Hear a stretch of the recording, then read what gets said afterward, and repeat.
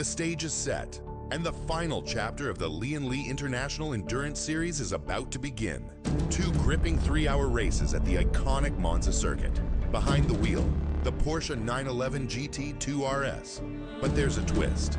The weather is anyone's guess. With random conditions throughout each race, the drivers will have to react, adapt, and survive. This isn't just a race, it's a test of endurance, a test of bravery. We will rise to the occasion in the final showdown. You won't want to miss this. Stay tuned and watch the action unfold.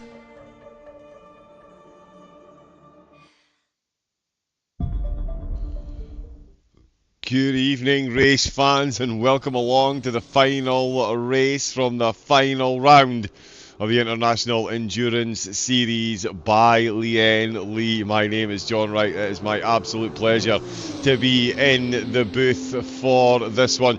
It is going to be another outing at Monza for the drivers, this time with a full reverse grid. We've not long seen Lian pip their sister team, Team Nitro Championship leaders to second place, 255, finishing in third, Williams taking fourth place. Those four will start right at the back of the field. It is race number 2 from the final round. We've had Kota, the Infinity, we've had Imola, we've had the Nürburgring and the Nordschleife. We've now got Porsche GT2 RS's, high weather randomness, full reverse grid. The top of the standings we'll get a look at in a moment.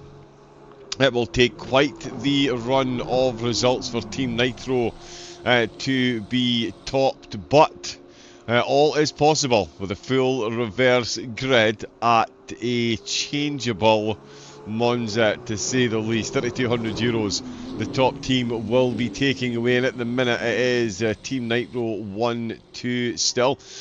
42 points separating the two teams, so it's going to take, as I say, an almighty run of results.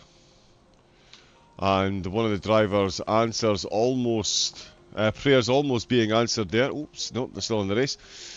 Yeah, so full reverse order grid for this one, and that is the standings at the moment. The top three, again, mathematically, it's certainly not impossible for teams to lose their places. Let's get a look at the grid, shall we? A couple of cars just making their way onto the grid.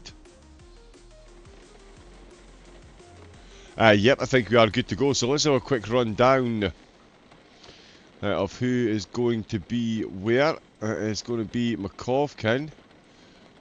Do we have the grid up and running?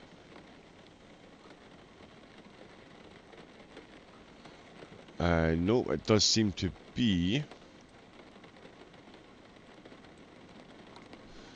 Yeah, no, so we will do this old-fashioned way. It is Makovkin for Crazy Fly. It's put down. Okay, so yeah, apologies. It does look like my timing has got itself a bit messed up as well compared to where the grid are actually starting. So that'll be why the grid rundown not quite working. It's not Crazy Fly that are going to start at the front of the grid. Tell you what, let me just do this. But I can confirm the top three from race 1 are back in. They are visibly on the back of the grid. It looks like Tinko van der Velde is behind the wheels of the Williams car. Philip Minar. That is quite strange that it's showing a couple of cars out of position. We'll figure out what's going on there. In fact, if I bring up the results, I did hear the interviews. Mr. Boothby, he's going full send on the final race. He's done a lot of last to first in the LFM lobbies, so he is going to very much be putting that skill set to the test. Let me see.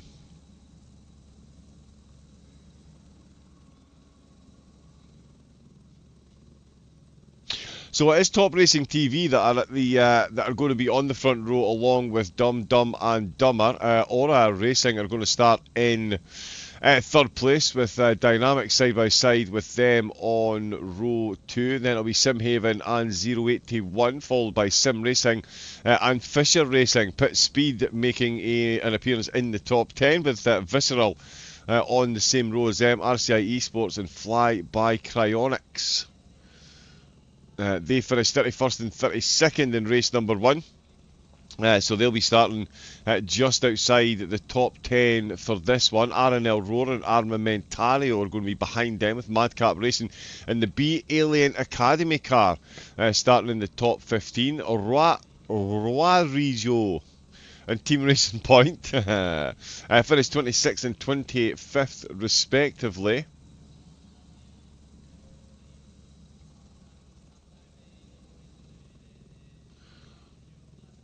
Right, there seems to have been a minor issue with the server. Bear with me a moment or two, folks.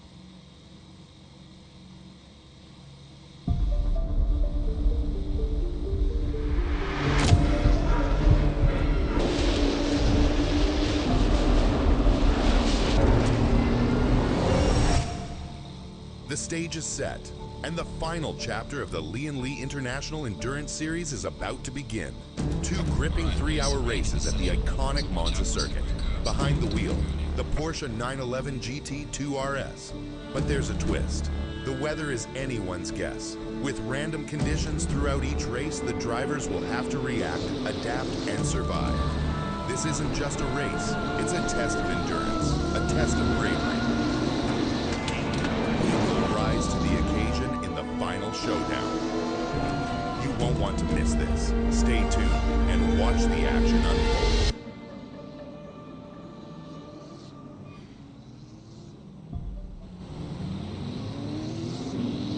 Here we go. Yeah, it just took them a while to get off the start line there, but the cars are off and running. Let's see if we can get the grid running, although it's not quite running in the right order at the moment, so I'm not sure it'll work. We'll give it a blast and see.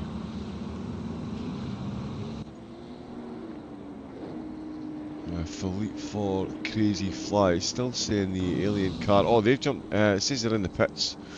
So we'll let them get going as well. We'll jump on, and it should be... Oh no, it's got Armamentario in 14th.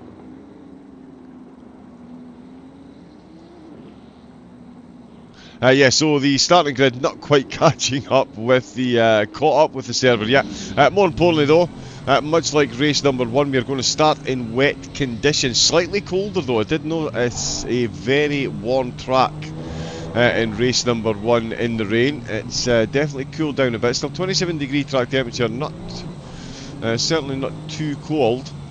And the drivers again with the same interesting proposition. 48-minute stint timer per driver, but only 70 minutes per driver allowed out on track. We saw some very last-minute dashes into the pits at the end of race number 1. We're likely to see quite a few dashes into the pits for race number 2. Championship leaders. Yeah, hopefully this all catches up. There is Van der Velde, Boothby. Warming up the tyres as well, just going past the Williams car.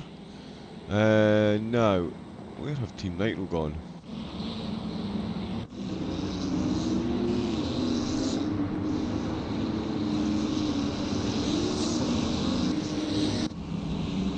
Yeah, they're down the back. It's currently showing them in 8th position. That will all change once we get through. Not sure what's quite going on there with the starting order, but we can see them out on track.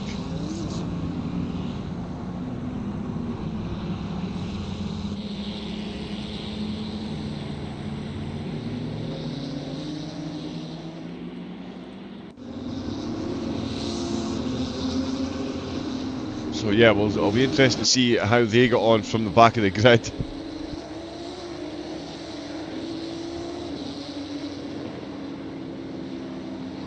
The strategy as well, with the drivers having 70 minutes each to race, but only 48-minute stints, with the rain going I did say there it's going to get slightly heavier, and the track has managed to cool a degree on the warm-up lap as well. All very well behaved.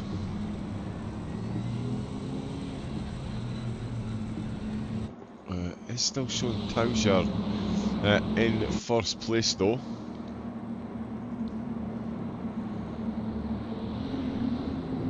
Austin went down in 32nd, so yeah, we will watch this the best we can.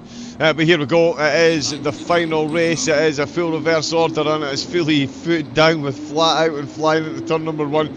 And here we go, the order is sorting itself out. We go 3 wide in the background, but they're going 3 wide up at the front of the field as well. There's a whole lot of braking going on. Oh, and that's a very nearly a contact between 2nd and 3rd. They're bunched right up. 2 cars, 1 car having to make his way onto the grass, and it is a 17 car pile up.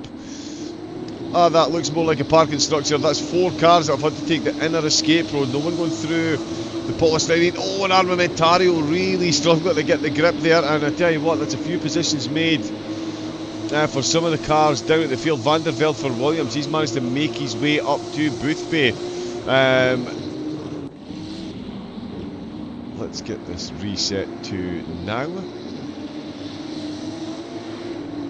Yeah, 081, it's showing them in first place at the moment. I might need to jump out and back in again because, oh, there's been a big incident. That is Busick. Oh, and he's straight back to the pits. And that is Jans Reinders as well for LFM. He's straight back to the pits as well, so big accident there. Amadeo Castorino is behind the wheel. I think he is in 16th position at the minute. Oh, that is the BS Plus car with a lot of damage.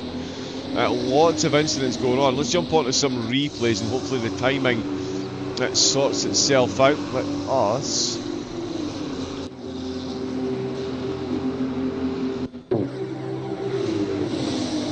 So this is for Fisher, who were caught right up in this, very much in the middle. Oh, there's a bit of door banging ahead of him, and then the concertina effect started. The Armamentario car, of course, getting caught up in a whole lot of that as well. You can see the 2 Gladius cars going side by side. It looks like they came out relatively unscathed from that. And in fact, I think we can cheekily jump on here with Lome for Gladius. You can see both the Gladius cars are actually ahead of him. End up in a straight line. Oh, and he does lose the back. No traction there, and that is a monster amount of position. That's the Jardier team just gone through there as well, I believe. As we can see, multiple cars coming in to the pits. Looking for to get that early damage repaired. Zimbal for Gladius. No. Monika. Still showing as the race leader. Towser is still down at the back of the grid, got no damage. We've got Busak in the pits. Ben McConnell for RRJ. That is very close over the damaged Gladius car. Battling away ahead of him. He's got a prime view of that. Oh, they have made contact. The Gladius car has made his way through. Other verbs could be used. We've got, yeah, so there's confirmation. It is Osterman that's in the pit. Tobias Grunwald is up to 13th position, I think. Bear with me a moment. I'm just going to mute my mic while I try and figure out what's going on with the tower, because as you can see, we've got a lot. It says a lot of cars are in the pits when they're not. Bear with me a moment or two, and I'll keep flicking through the action.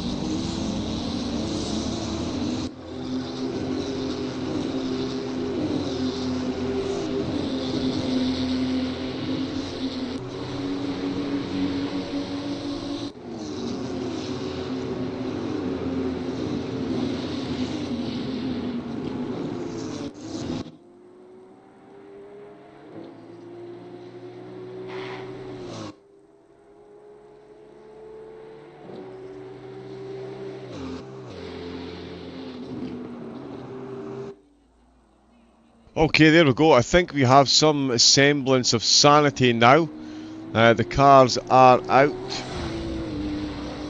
And, yep, we'll make sure that is all working. It is definitely the Porsches that we're in.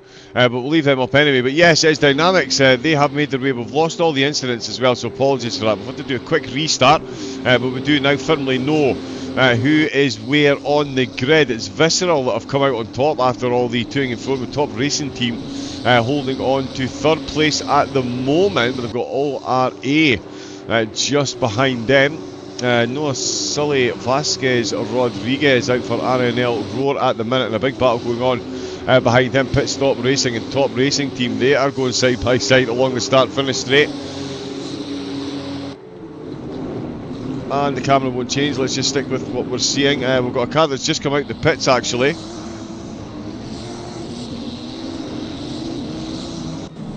And yeah, we have, oh no, excellent.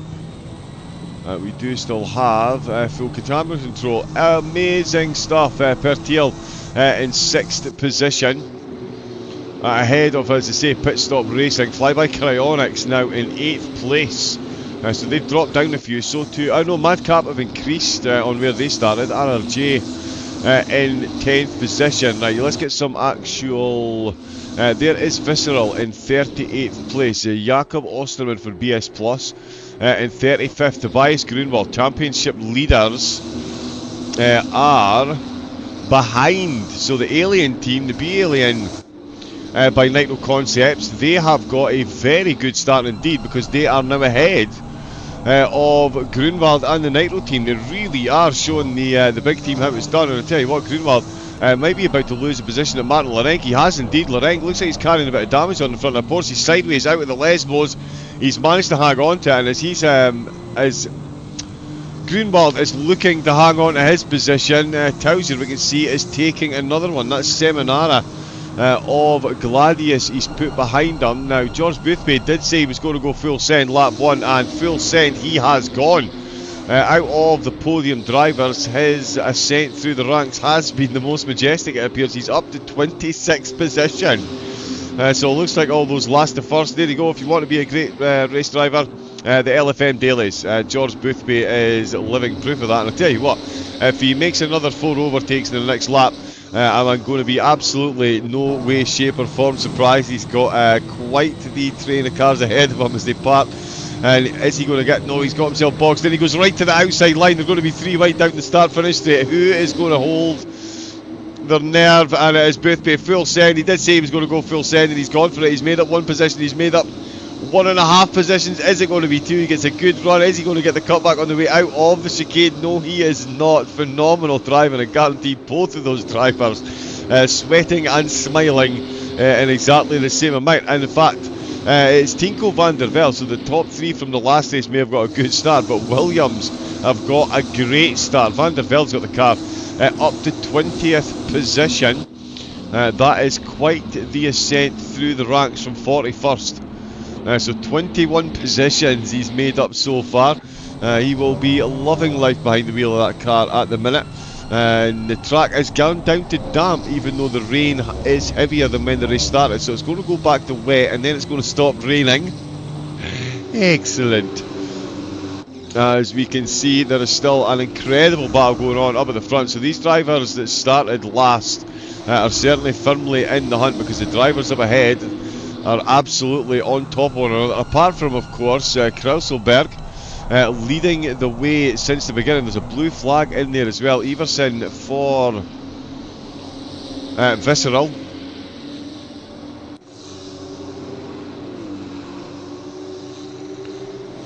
Okay, and he's... Oh, that's the Academy car. And Osterman's been in the pits. The BS Plus car has been in the pits. So have Oplight. They're back out in 35th, so there is cars that have been in. Fisher have been in, Dynamics have been in, LFM have been in as well, just since we got everything reset. Lucas Schubeck and Tico van der Velde are having a battle. Oh, and van der Velde ends up off through turn number 1. That one did register, so let us treat ourselves to a replay.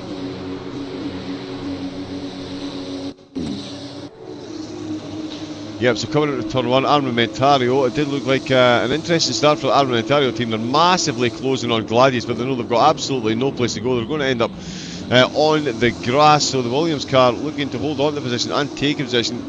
Yep, just a bit of a door touch there. Oh, and the pink machine ahead, who I believe we are on board with now. Oh no, that's Van der Velde, sorry, closing in on Manica. For 081, who may or may not have been up in the top 10 at the start of the race.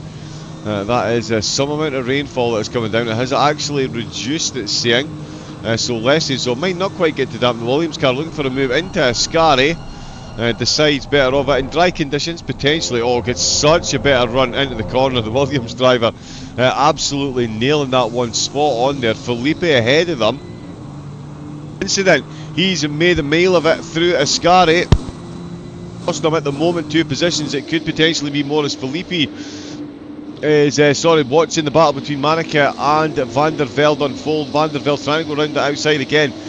Could work an absolute charm in the dry. This is not the dry. We've got Felipe and Kolosov for Armamentario. Again, interesting race they've had so far. We'll keep an eye. I'll try and keep an eye on the penalties coming through as well. Oh no, don't put your wheels on the grass. That is absolutely not the way to do it, even if you are that far away from the braking zone. Look how much later the Williams car is on the brake, and that is where all his lap time came from in the qualifying session that saw them start inside the top 5, and that is Kolosov tangled with the curbs a bit too much there, and that is going to cost him positions. Philip Mina for 255 is in this battle as well, and in fact he's going to go up the inside of Felipe by the looks of it in the Williams car. Van der Velde already getting the move done on Manica, no messing about at all. Van der Velde up to 16th position now. Boothby in 24th, so he's made it up another 2. Tauzier and Grunwald still absolutely inseparable. Tobias Grunwald and the team are going to be having absolute nightmares about the back of their team's car. I have spent a considerable amount of time over the last half of this competition looking at the sister car. Oh, that's a lot of damage. Felipe taking a bit of door banging there with, oh, that's a damaged Gladius car that's absolutely trying to hang on, and Manica is dropping down the order. Oh, Manica, someone has spun him right round, baby, right round. That's car 869. Let's see if we can get a replay on that one.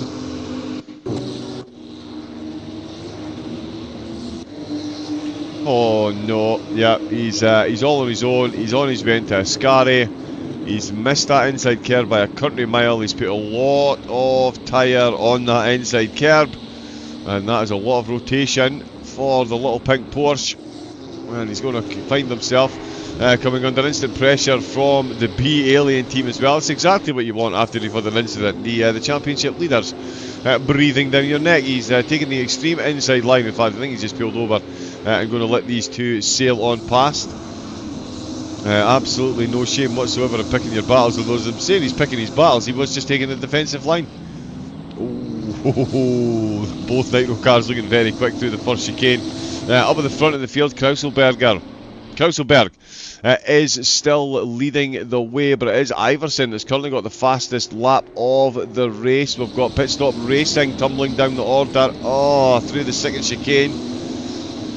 Let's see if we can catch a glimpse of that. That's a huge drop down the field for car 69.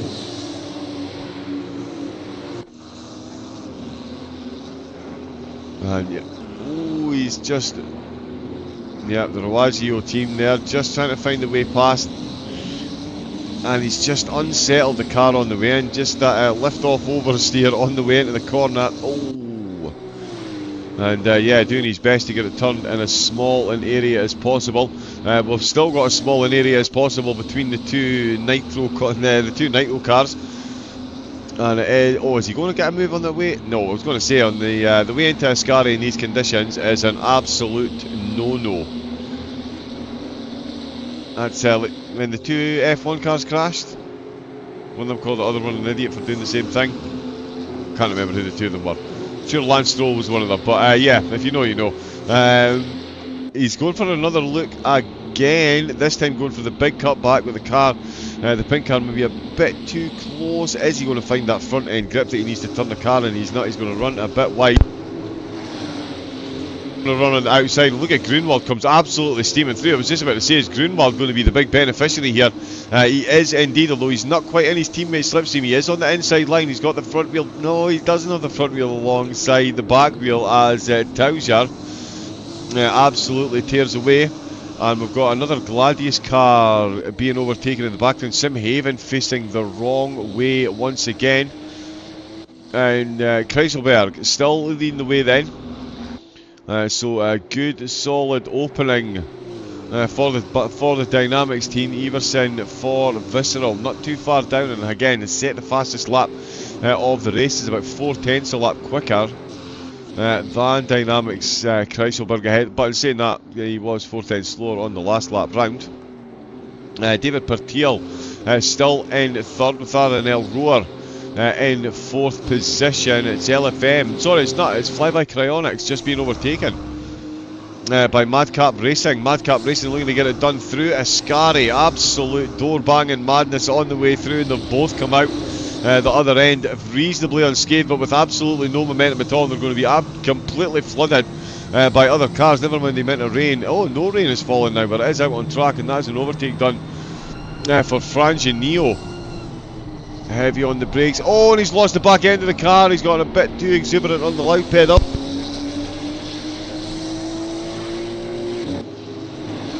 And that's going to see him handily overtaken as we see another car coming into the pits. Wow, I suppose that is 38 minutes in already.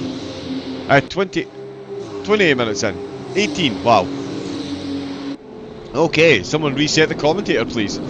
Rawazio looking for the move into the first chicane, so too quite a few cars behind. They're going 2 by 2 in the midfield. I believe that's Brabham getting involved as well as Raggioli having a good run up through the field. All this playing right into the hands of Williams driver Tinko van der Velde. He has had an absolute world day of a start. He's already up multiple places since we've jumped on board with him, up to 13th from 43rd.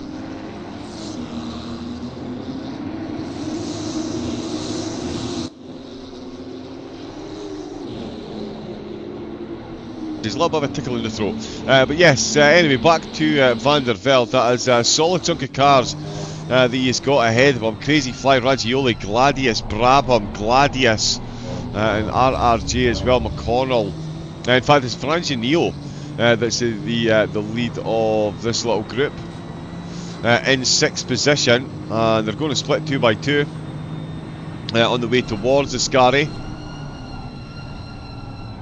Oh, the Gladius car's getting a bit unsettled there. One of them almost went sideways. That's really concertining them up again. Can Van der Velde use this to his advantage? You would think he could. The rain lights are flashing and the drivers ahead are going absolutely flat out, but they are swapping positions as the Brabham car gets the overtake done. Gladius in the foreground there at the hands of Zimbel. Is he going to get a move done up the inside? Oh, and we've got a car running wide. We'll stick on board with Zimbel at the moment. We can hear the car beside him. The Brabham car has survived. 3 cars come quickly into the pits. I think one of them was Van der Velde. It was indeed.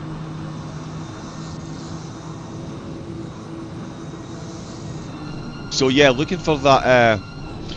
And they're thinking about it. They're all thinking about it. Everyone's shuffling up the inside. The Raggioli driver said, yep, I'm most definitely here. He managed to maintain enough pace because Gladius had no place to go. They were effectively boxed in at that point, and Raggioli making hay while the sun doesn't shine. That's the best way to do it, really, and he has got himself a very good position there. Sherepinan of Crazy Fly, not far behind, and Valentin Barriere of Team Jardier. Lay on the brakes. Oh, that is an unfortunate one.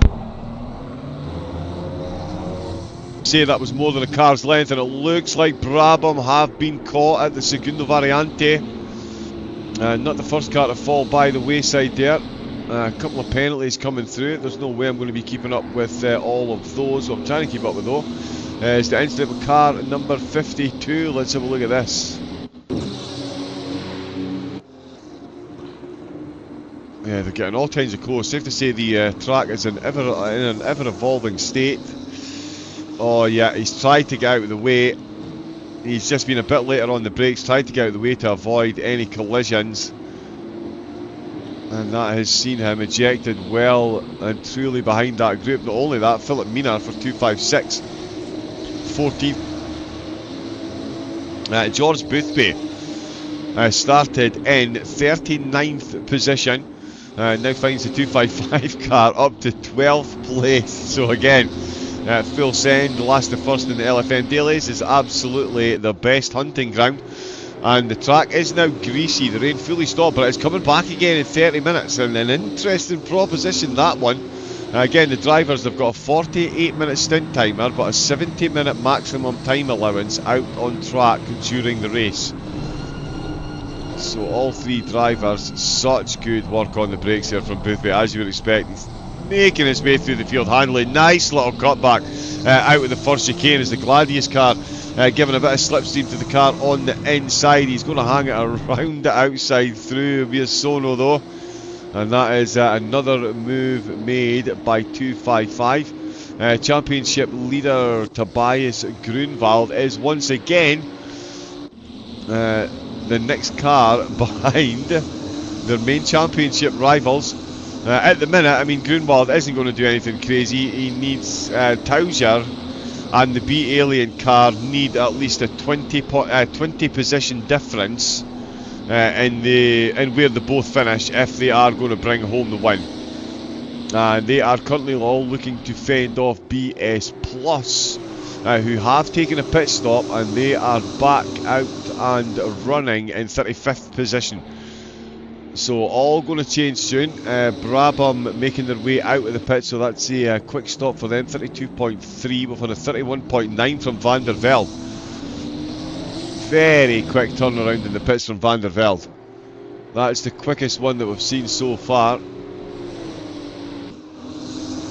think the Ora car, they had themselves some damage.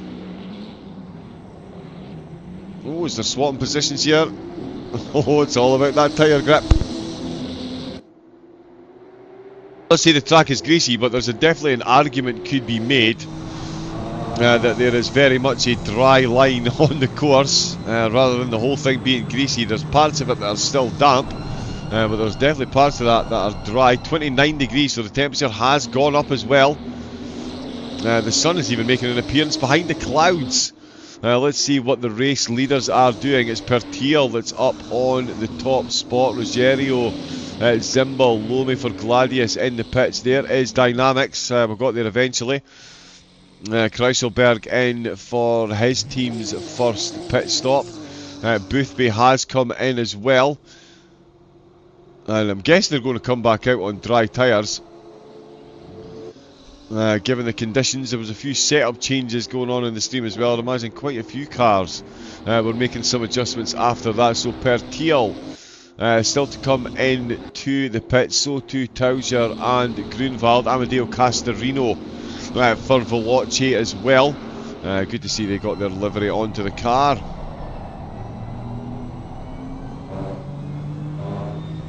We do like that, and they're on the dry tyres at the minute. So you'll be looking to absolutely maximise those. Whole lot of shimmying and shaking going on in the pits. We'll get a better idea of where everyone is very shortly. That camera has a mind of its own today. Please change. There we go.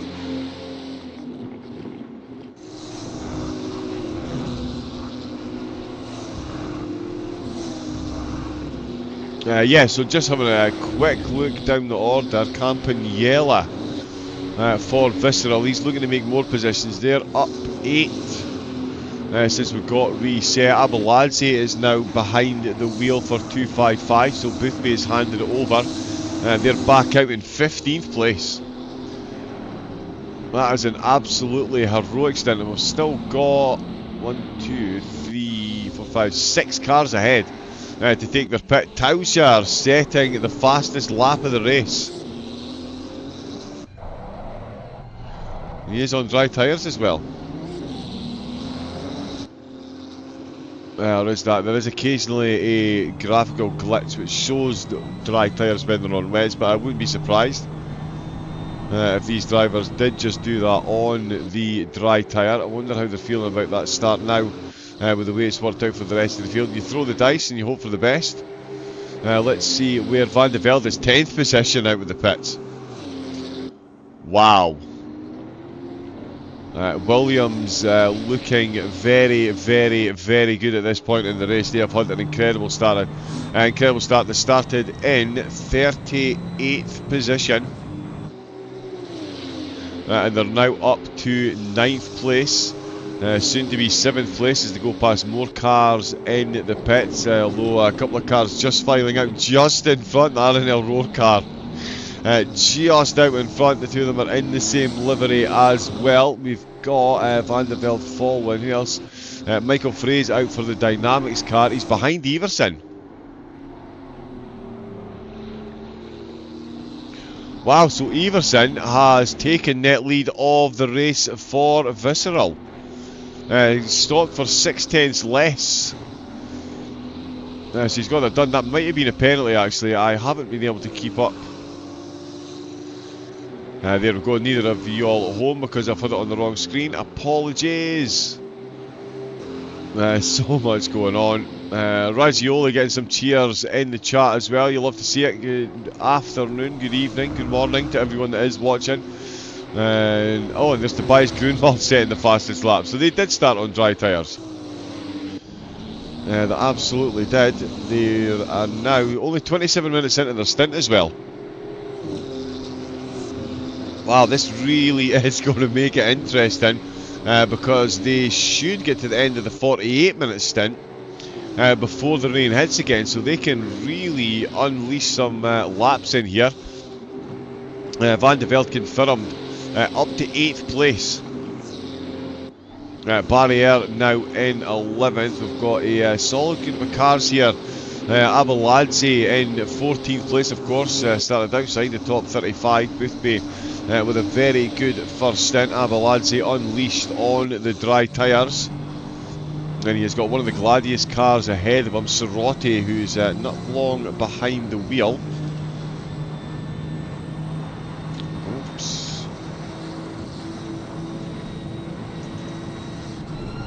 There we go. Oh yeah, very nice work on the brakes.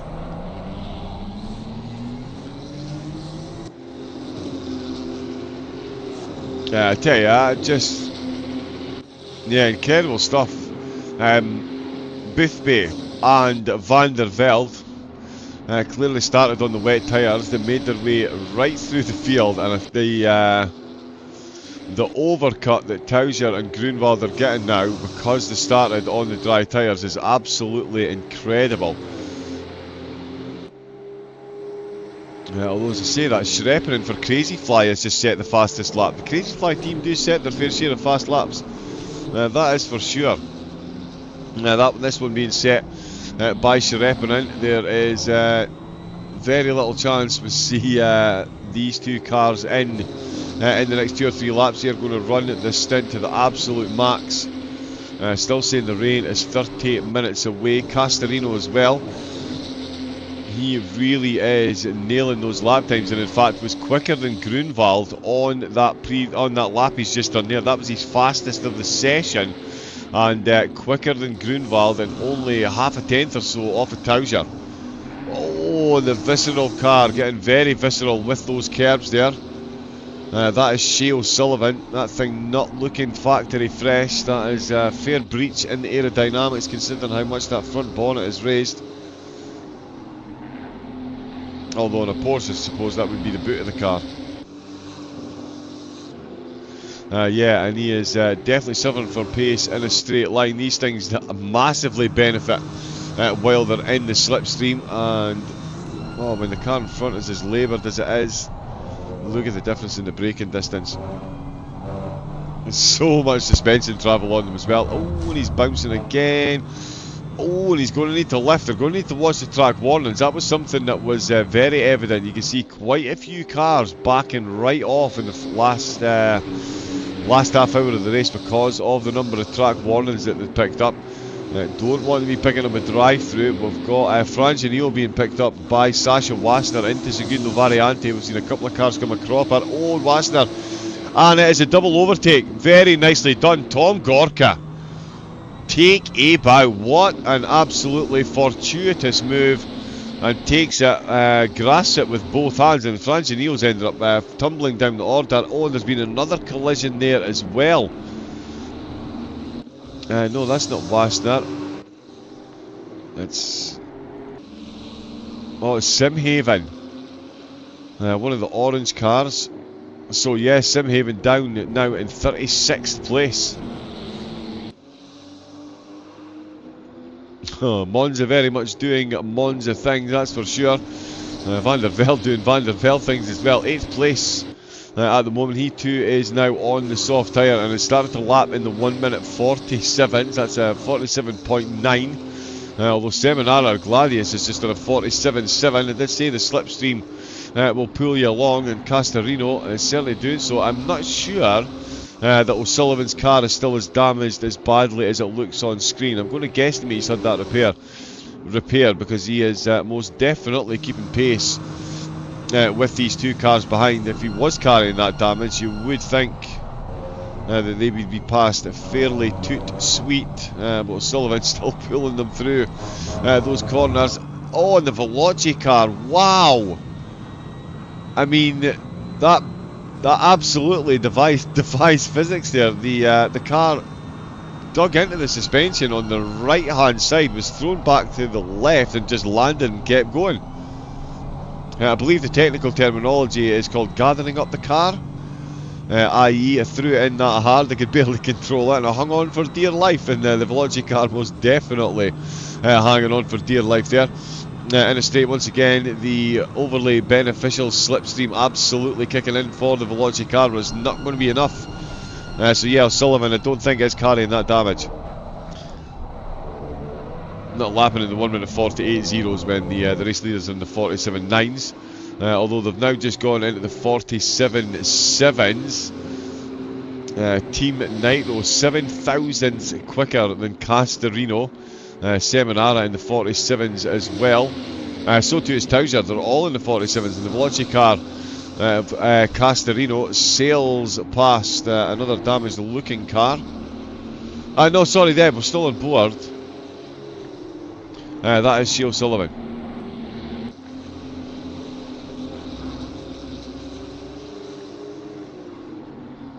So yeah, Castorino no longer held up. Seminara will look to follow through. Tauser in the again another car in the 47.7s. He's just on a 48.4, but they are again massively benefiting from coming out on the dry tyres. It is quite the gamble to take, and we'll see just how much that gamble is paid off. Of course, the acid test will be where they are compared to Abeladze and Van der Velde. There were a fair few positions down on them when they came into the pits because of the start they'd got. So we'll see, we'll get a straight comparison as to how well both of these strategies have worked out. We do still have all 41 cars in the race, and through Blasolo. This is Philip Minar. Again, for some reason the 255 in the livery not working on his car. He has got Freibird for pit stop racing just ahead of him. Can't quite get the nose in there into the second chicane. That's not Arthur and Madcap behind him. Oh, that is the race leader. Yep, he's just gone through. And they are now only got a couple of minutes left, so we are not far away from finding out how this has worked out for them. Castorino and Seminara will both be joining them in the pits as well. That'll put Everson back into the track, the on-track lead. With the Michael Frey directly behind them. We've got Luca Matasia out for TRP, and then it's Williams in 8th, RNL in 9th, and Jardier's team, Jardier Community Team in 10th place.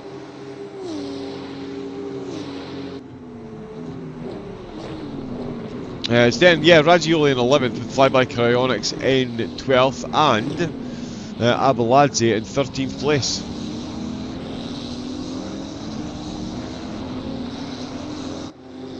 Yeah, just wondering if we can work out where they're going to come out.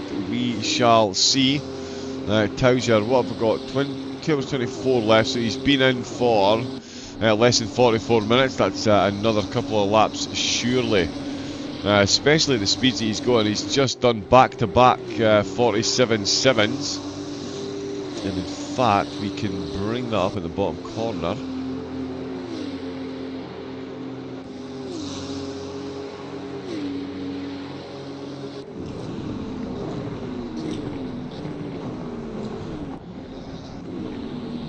So yeah, in the low 48s, high 42s, all the cars up at the front.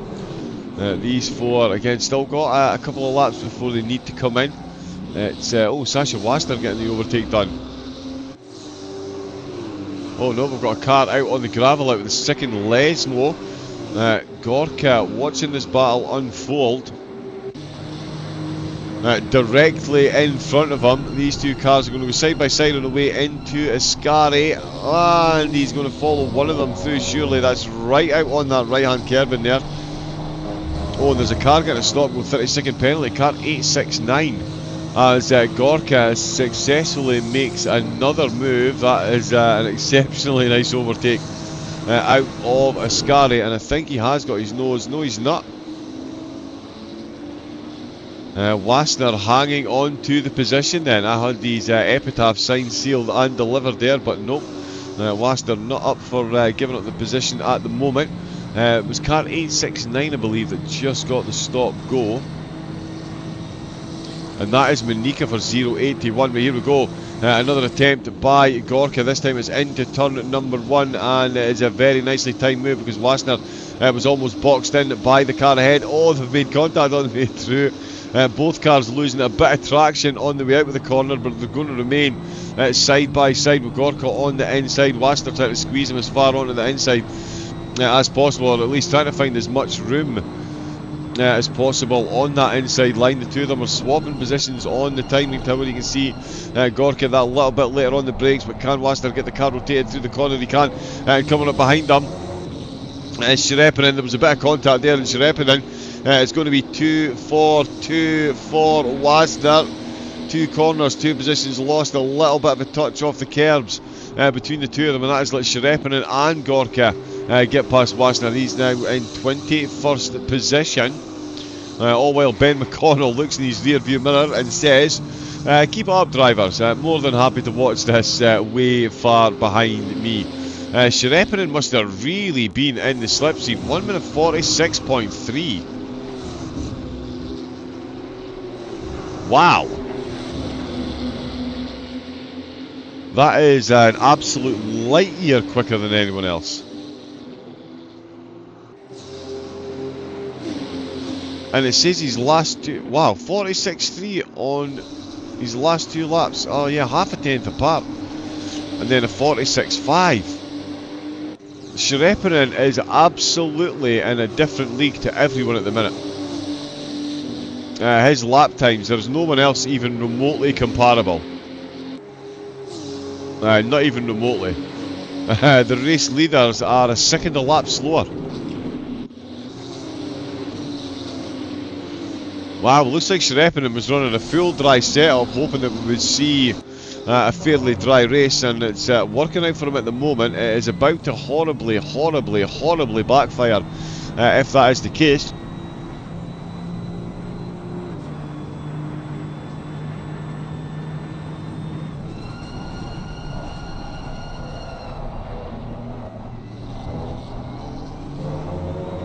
Excuse me, the throat really is taking a workout today.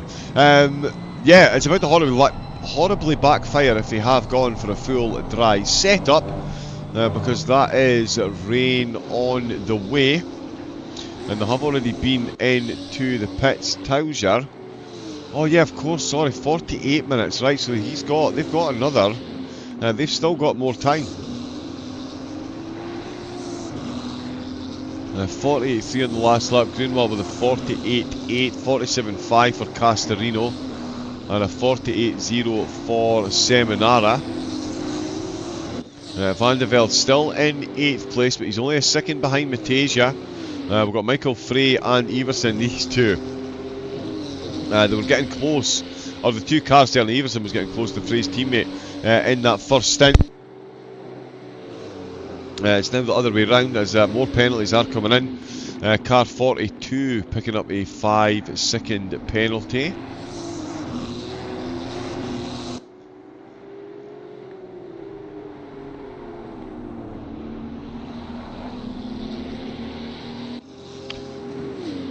Skidmark Racing, Kaj Paul will take an extra 5 seconds in the next pit stop.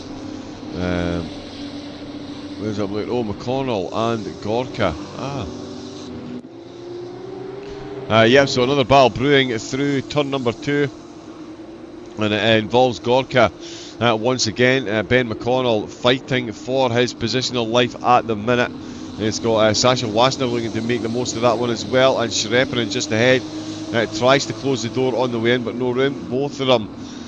Oh, I tell you what, that is a very good run through there by Gorka. Absolutely nailed that, and he's vaulted himself a lot closer to Schrepperen and McConnell. Still got Sasha Wassner behind, but Wassner, another driver on an absolute charge at the minute, looking to make back, or make more places, up 4 in the last 30 minutes. So that's not too bad at all. McConnell is dropping down the order. The only drivers to still be where they started when we did the reset, there's only about 4 of them. Lucas Busick, Shale Sullivan, Ramone for Oplight, and Matasia for Team Racing Point. And that is surely going to be done and dusted then. Out of Ascari and towards... wow, oh no, that was just a bit of netcode on my screen, never mind. On the way to Parabolica. Yeah, very nicely done. Of course, he is now going to be giving the slipstream back to McConnell. Let's see if McConnell can catch up down the start-finish straight. If he can keep in the slipstream here, it'll make the two of them go quicker. That certainly won't be too distressing for Wassner. He's got Gorka that he's trying to catch up to. Armamentario. Oh, just having a bit of contact there on the way into turn number 1. They have survived. Brabham as well in there. Car 89 picking up 15 seconds.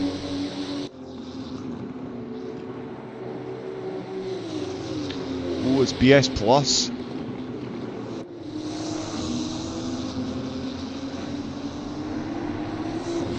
So 15 seconds for BS Plus. Can't see anything on... oh, the yellow flag. I tell you what, let's see.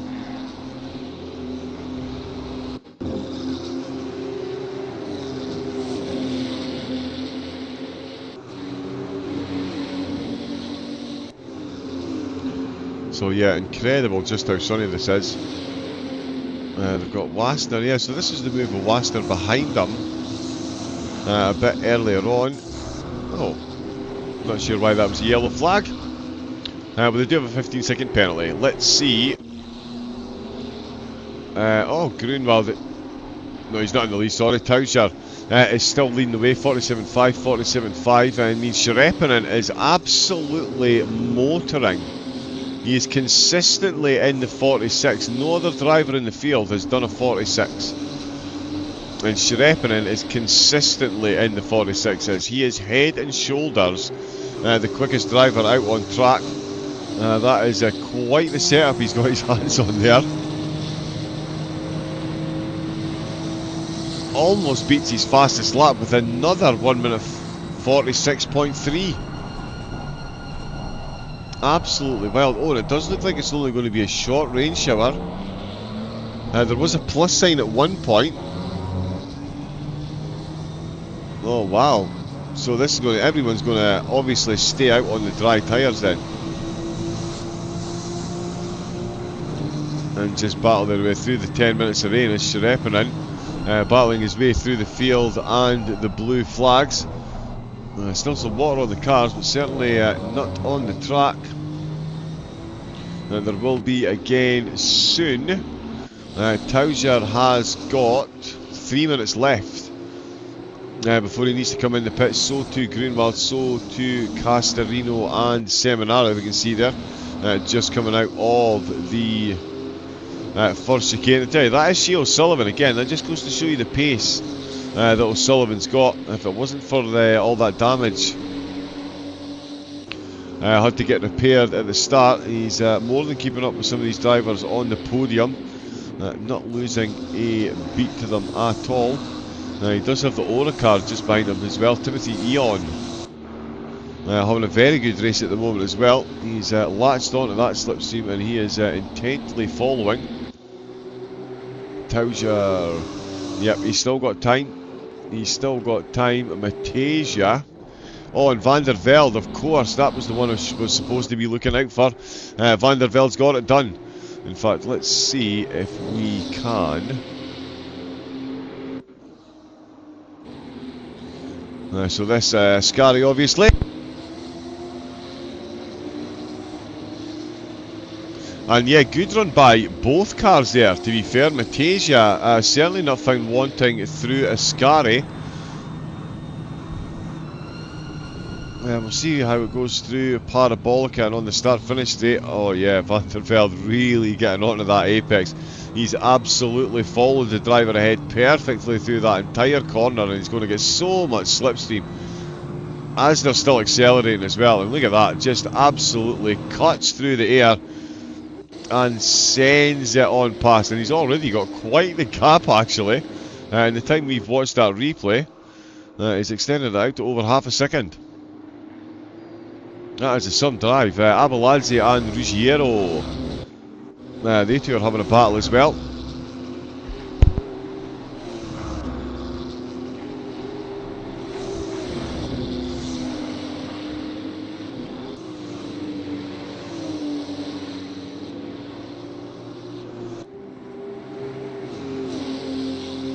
So these two now 11th and 12th. Oh, and Tauja's been in and out of the pits. My goodness me, he's come back out in the lead. Grunwald in third place between Iversen and Frey. Oh, because they did a drive-through to clear their stint timers. So all they've done is a drive-through to clear their 48-minute stint timer, which means they've now got 22 minutes left each on the track to work their magic, and we're going to see rain for part of that, but they are battling for the overall lead. So in the battle of the strategies, Van der Velde and Boothby did well in stint number 1, but was anyone surprised in the slightest? There is B-Alien by Nitro Concept and Team Nitro that have got it absolutely dialed in, although Grunwald might have wished to come out in slightly less traffic. That's quite a few cars around him. Iversen holding on to second place. Holding on to as much grip as he could there as he got kicked over those curves, that is for sure. And I tell you, Michael Frey, oh, two of them. Track warnings, drivers. Calm those jets. We've already had Madcap Racing in for a drive-through, as well as Big Licky as well for SRC. I did think we did have, yes, Stop Go 32nd for 081 as well. That one from the stewards, but drive-throughs for track limits already. B-Alien. It's just absolutely crazy. Absolutely crazy. Just having a quick flick through the chat. We've got it all joined with the German channel as well. But good evening to everyone that is in on the English broadcast. Of course, it is the final race of the final round of the International Endurance Series by Lian Lee. I'll tell you, oh, and the rain's come back. The rain has come back again. Of course, multiple sponsors involved. Lian Lee, the main sponsor of the event, but Moza, Camus, Acetec Simsports, Case King and Nitro Concepts all sponsoring the event, as well as Hoixingveld and VRS. So huge thank you to the sponsors for putting on the event. Oh, or LFM for putting on the event, and the sponsors for following it now. That's an interesting one. Grunwald and his the teammate car. the other team car, a very quick turnaround, so they wouldn't have lost too much temp in the tyres, but they would have lost a bit that they're going to try and regain. The track temperature's come down and the track has gone to greasy, but they're all singing from the same hymn sheet, shall we say, because they're all on the dry tyres. Grunwald gets a phenomenal exit out of Ascari. I did think we were going to see a very close car in the rear view mirror. I think we've already had our first driver. Yeah, it's Brandon Gates for Flyby Cryonics. Really struggling with the car there. Wow, that's how stationary he was. He was round the corner. Car 777, another couple of cars involved, so we're instantly seeing runners and riders falling by the wayside. The changeable conditions, changing the fortunes for some of the cars. Oh, I thought that was going to be the curb that killed them there, but it's the... Oh no. Oh wow. Synchronised parking, and a couple of other cars caught up in that one as well. Well, this is going to separate the drivers from the Skyvers, and Sherepinen, who's now done a 46.1 as the fastest lap of the race, has just done a 49.2, so he's lost 3.1 seconds on that lap. Is he? No, he's not had an incident. Let's see how Towser gets on defending from Everson. The one benefit, of course, I already touched on it. Oh no, is Everson ahead of him? Oh no, he's not. He's miles behind. That was a different car entirely. Everson is under pressure from Grunwald. I was going to say this is going to play in Everson's hands because his tyres would have at least been in the window when these two came out of the pits and when the rain started. There is a plus on the rain as well. 10 minutes from now the rain is going to get heavier as the track does cool down. It's not going to cool to Tobias as Grunwald's urge to catch up to his teammate once again. He almost takes a fellow Porsche in the rear splitter, does manage to survive. No contact there, they all go squeaking through Ascari, and this is right what this is exactly what Michael Towser is looking for. We'll see what his teammate can do here on the start-finish straight. Again, the almighty slipstream of these cars. And as soon as they get out, they usually do go slingshot and pass. Not this time, though. Grunwald is...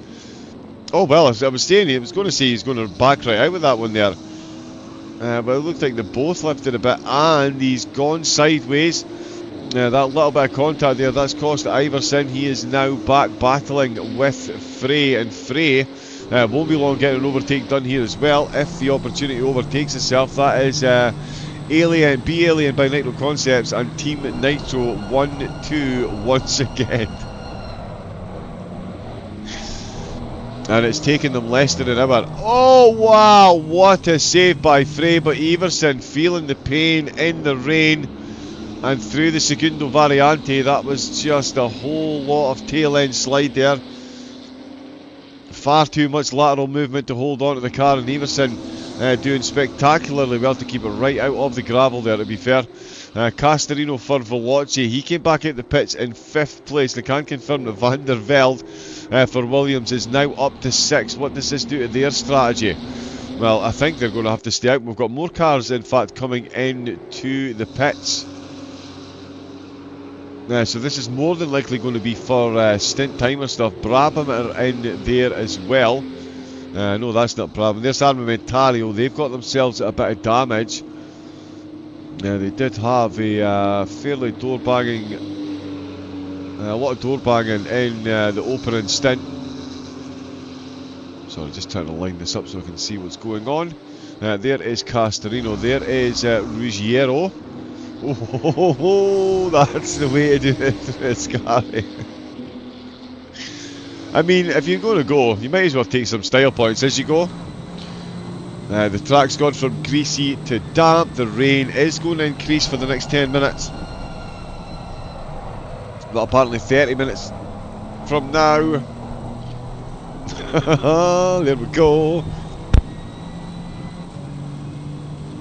probably describing exactly what's going on screen, but sometimes you just need to remain silent and let the sounds coming from the tyres speak the volumes that the commentary could only fail to do. A whole lot of extra steering input there from Ruggiero, and he has got a battle out of the pits. He's gone too deep into turn at number 1. He's going to have to take the escape road. He's going to hit those plastic barriers. They're going to bounce back out into a line, and that is going to be Abeladze then sailing away from the battle behind, and sailing, pun absolutely intended. 10 minutes from now the rain is going to get a bit less, and then we're going to head towards the dry track. Abeladze trying to send himself the Shadow Realm. Quite a few cars through there today have been overly enthusiastic, some might say. Let's see, Barrier's enthusiasm has been quelled by the rain, as there is a battle going on. Abeladze and Ruggiero. Oh no, sorry, that is Ruggiero and the Armamentario car. Jardy getting the move done there as well. Was that the Armamentario car? It certainly looked like it. But this is Barrier that we're on board with. He's now up to 8th place ahead of Matasia. Abeladze, the car next behind them in a list in the standings. Adler with the white flag. Oh wow, that second chicane really is a problem for the drivers. Say that, we see more cars going off through that very corner. There is G-League into the Zerbin. Eric Heim the wrong way completely. Car 93.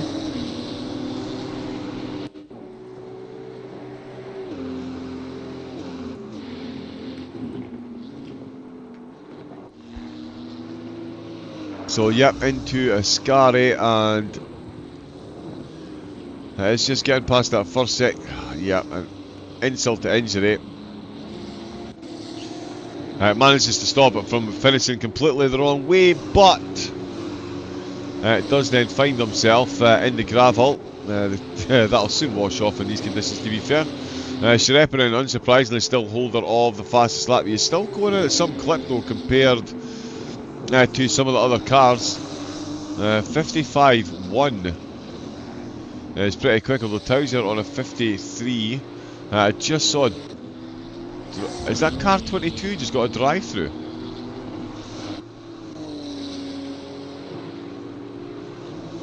Did that say car 22?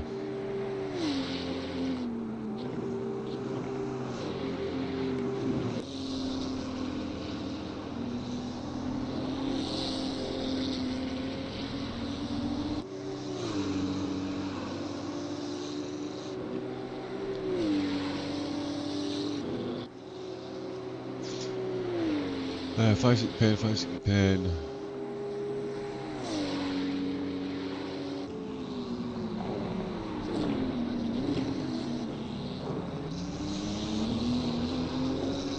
There has been a few penalties coming through so far. I could have sworn I just saw a drive-through, unless that was for track limits. Race control looking at another incident at the moment.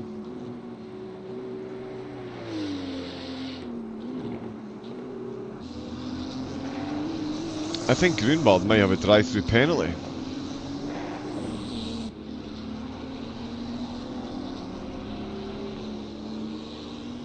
I could also be completely off my rocker. Let's see. Michael Towser. He is loving life in the rain at the minute, it has to be said.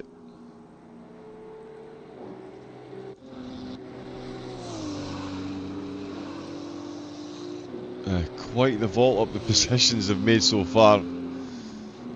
Get a look at that gap. 10 seconds is now the gap. That is phenomenal work by the BLAN car. Valentin Barrier still looking very racy. He's tucked right into this battle at the minute. It's Vasquez Rodriguez, the driver, ahead of him.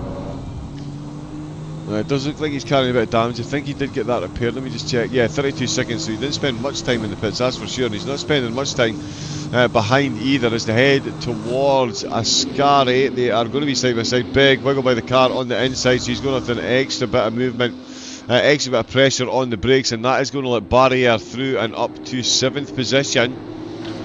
The Williams car of Van der Velde. Grunwald's in. That's only 60 minutes.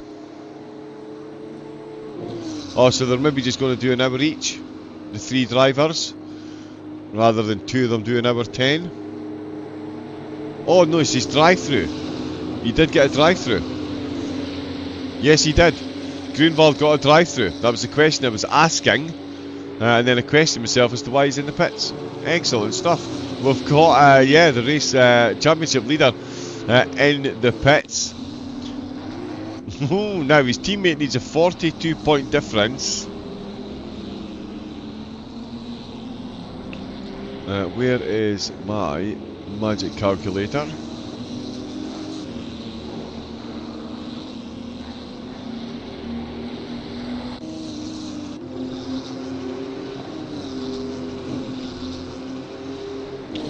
At the minute the difference is 24 points. So they have effectively half, so that drive-through is effectively half to the gap between the top 2 in the standings.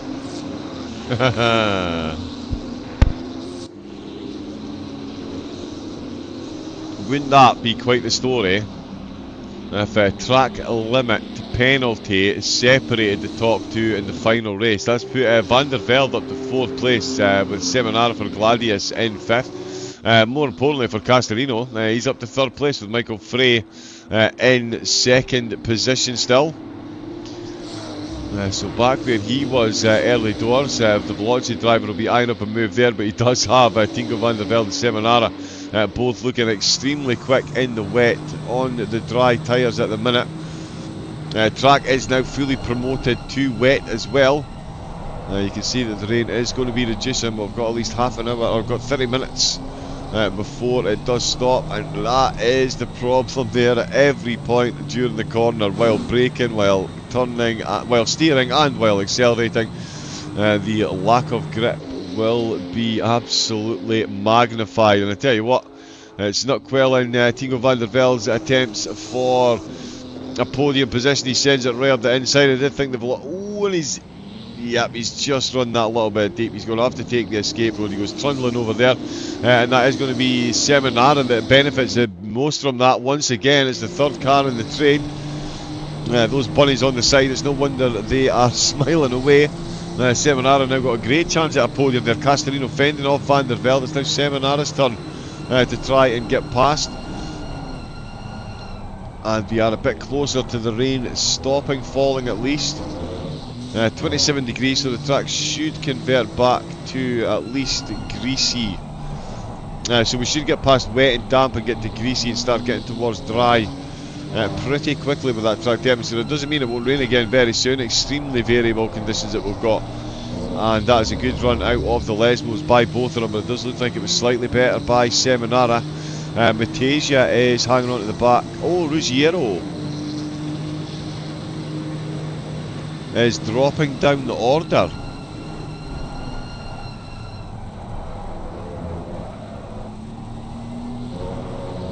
Oh, because he's come out the pits. Frangineo's come into the pits as well. That's an hour and 4 minutes in, so 6 minutes short of the 70-minute maximum allotted driving time for each driver in the race. There is Van der Velde. He'll still be happy, be more than happy with 5th position, to be honest. Abeladze, of course, up to 8th place, and especially now with Grunwald getting that drive-through. He's back out in 10th.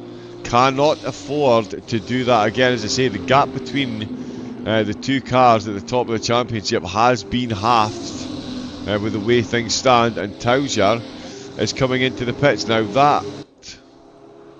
that could potentially be argued that it's 5 minutes early. Although he does have Klingwheeler and Bert to still come out, so not too bad. on the old replacements fronts. There's Shrepinen. Back down at the 154s. Did incredibly well in the drive. Still holding that 1 minute 46.1. Over a second quicker than any other driver has managed. Oh no, my apologies. Van der Velde did a 46.9. So Van der Velde did get in the 46s. Tauzier on his way back out. I don't think that. Well, it's not going to be Tauzier behind the wheel because he can only drive for 70 minutes in total. Still a puddle at the side of the track there. It does look. Is the rain stopped? No, it's still falling a bit. He's obviously using bonnet or dash cam, no wing mirrors on. Wing mirrors, window wipers. Trying to find some way to get some heat in the tyres. That is going to be the fun part, getting the heat and getting the PSI in them. And I mean, it's a warmish track, but it is still a bit wet, so we're going to need to find the driest parts to make sure they keep the PSI in the tyres for when the track does dry. They can really unleash them. Castorino hasn't been unleashed from Seminara. Great race from Seminara so far. Has absolutely held pace with the drivers ahead, and of course Van der Velde as well. What a race Team Williams have had. 38th to 4th in the opening hour and 7 minutes. I think we could call that a decent rise through the ranks.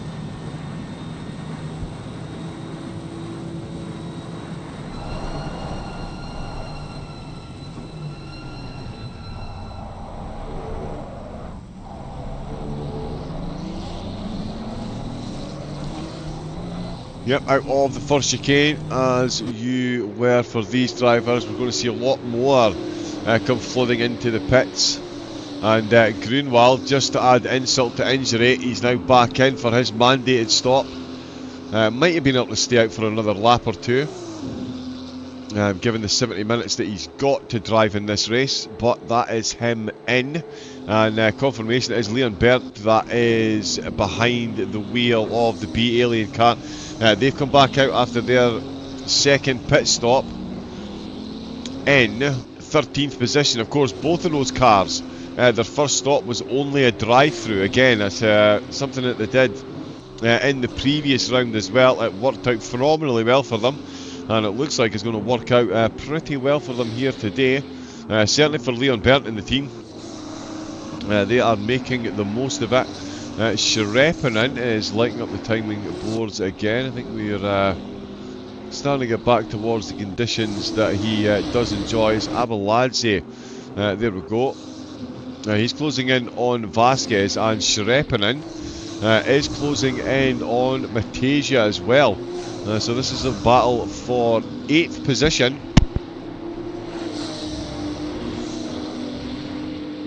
Magnani, he is carrying a bit of damage still, but he is not too far behind.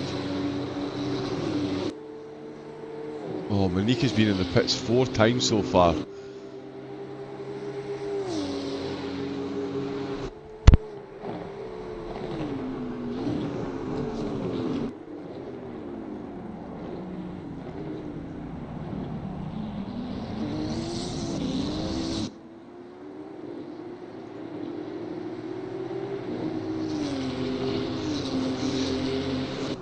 Yeah, just trying to get an idea of some of the other stint timers.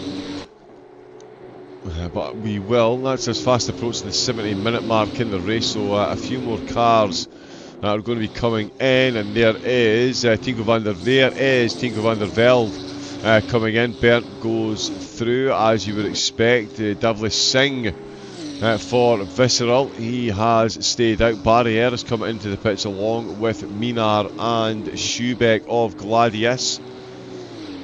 There is Geitz for Flyby Cryonics staying out. There is Schubeck coming in. Kaj Paw for Skidmark Racing on their way in the pits as well. Just in time for the end of that 70 minutes. A few more cars are going to be in as well. Let's see. In fact, that doesn't show me who's done what stint, does it? Nope. Right, so we'll see what Frey does. Up in second place. We can't see on the tower there, Minar and Paul in the pits. I think he's going to have to come in as well. There might even be a couple of car drivers that are going to just breach that 70-minute mark unless they are very, very, very careful indeed. Frey coming in, the Veloci car coming in behind, so too are Gladius. So that is Castorino and Seminara both coming in with a second to spare. That is how you cut it close. Lian Berndt absolutely flying towards Ascari already. I think Tom Gorka is the car, yeah, just ahead of him. I think Gorka's going to have to come at the pits. Oh no, now he didn't start the race, did he? No, he didn't start the race, sorry, so he'd still, bit of a wiggle, but he is coming at the pits. So Gorka comes in as well. Berndt will just about get to the back, right to the front of the grid. Matasia is still out.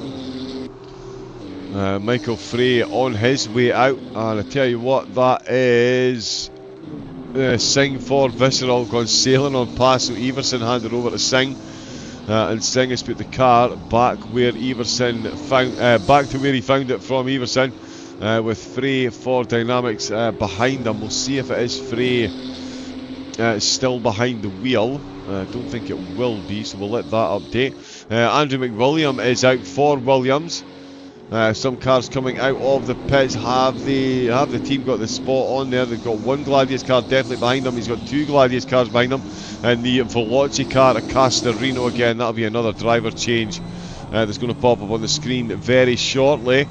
But whatever way you look at it, it is Veloci, Williams and double Gladius once again. So we'll see how these drivers for the teams shape up. And it's Aidan Walsingham that's behind the wheel there, so that's just changed. Leonardo Porco out for Gladius. McNanny out with the other Gladius car, and that's Walsingham out at the second variante, the second chicane. The Secundo Variante on the way into Lesmo number 1. A bit of door banging, he's going to be run wide once again. They're all trying to keep temp or get pressure in these dry tyres, in these still damp conditions, and Walsingham fresh out the pits on a fresh set of ice skates. To be fair, finds himself instantly losing a position, and Andrew McWilliams continuing on exactly where Van der Velde left off. They're back up to 6th position. Abeladze for 255 though. They are in 5th. So that is an incredible stint from Abeladze and the team. They're now ahead of the Williams team, who did have a few places on them. So yeah, Abeladze's had an absolutely incredible race. Boothby, of course, with a good start off, and Abeladze continuing the good work. It's on the dry tyre as well.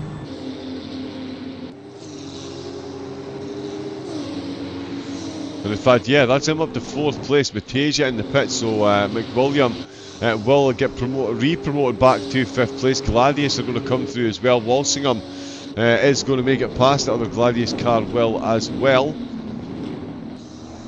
So some big changes there, but it's all led to the B-Alien by Nitro Concepts back leading the way.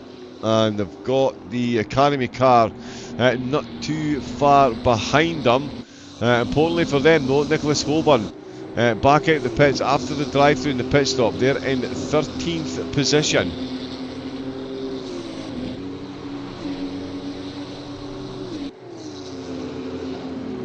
Which means the gap at the top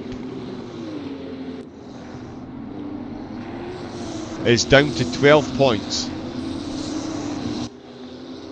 So at the minute there is 12 points separating the top 2 teams in the championship. So the Team Nitro car cannot afford to lose any more positions.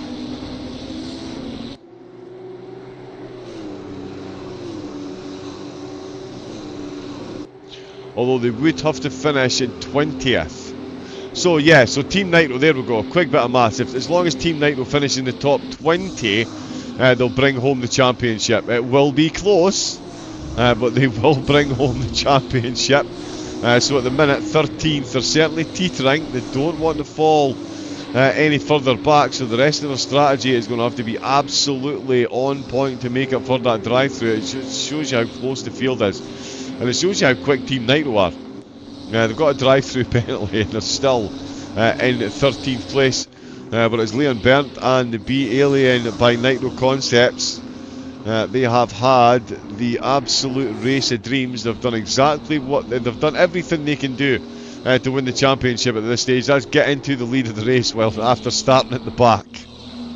I mean, back-to-back wins and a full reverse order grid of 41 cars in this field. It just, they've surely got to go down as the greatest endurance team of all time.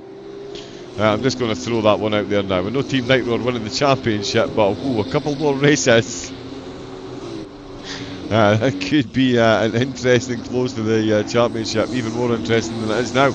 Ian Walsingham looking to keep the spice alive as well. He has got Leonardo Porco just ahead of him. Porco now 1.5 seconds down on the Williams car. And what we're going to do is we'll pop the positions.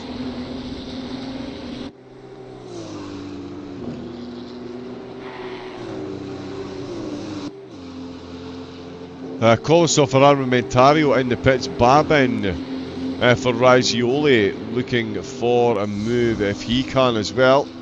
Oh, Walsingham really put on the pressure. Oh, Ragioli right out on that grass there, pulling right over to the right hand side to try and get the move done on Gladius through the second chicane. Nothing doing here. We'll see what he can do on his way into the Lesmos, which I do occasionally call the Degnas, so if I do at any point during the stream, please feel free to pick me up on that. The track is now greasy and back up to 29 degrees. The ACC Sim Racing gods are certainly keeping the drivers on their toes at the moment, that is for sure. So track temp back up, track now greasy, so it will get to green and then fast and then optimum pretty quickly. Still do have double steering there. Still do have double rain clouds, double clouds in the sky. Sonotti for Gladius, Walsingham within 3/10 as well. Really putting the pressure on Porco at the minute. Singh and Florence in the pits. Let's see what Porco and Walsingham will do. Look how much that car lifts. Oh, bouncing over the curbs there. Wow, they all really are absolutely full commitment through that second chicane. Oh, and on those exit curves as well. It's easy to see they're drying up. That's not the type of pace you could handle over there on dry tyres in a wet condition, that's for sure. Out of the Lesmos though, and on to the back straight, or one of the back straights. Porco being chased. Let's see again the mighty slipstream, although not pulling him as close as I thought he was going to get. A few raindrops still on the rear spoiler, and Ian Walsingham still very much on that rear spoiler as well. They can manage to keep it nice and neat. Davlis Singh with a yellow flag on the... Oh no, he is the wrong way. Oh, the visceral driver, completely the wrong way.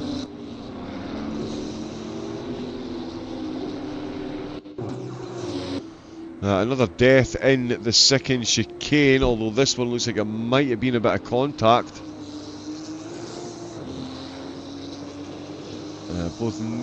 Oh, yeah, just pulls right across the front of him.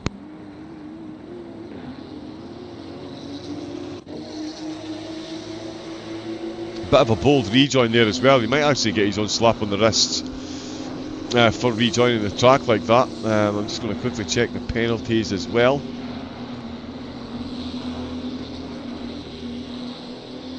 Ignoring yellow flags. No further action on that one as we've seen. That was from lap 25 though, so that was a while ago. Lap 32, Congradale and Adler, that one's been up on the screen as well for a 5-second penalty. Gili got themselves a 20-second penalty for an unsafe rejoin and causing a collision. 081 getting a 20-second penalty as well for causing a collision, so a few big penalties coming in. 081, it looks like they've had a couple of pens, so with the new penalty accrual system, The more penalties you get, the harsher the penalties become.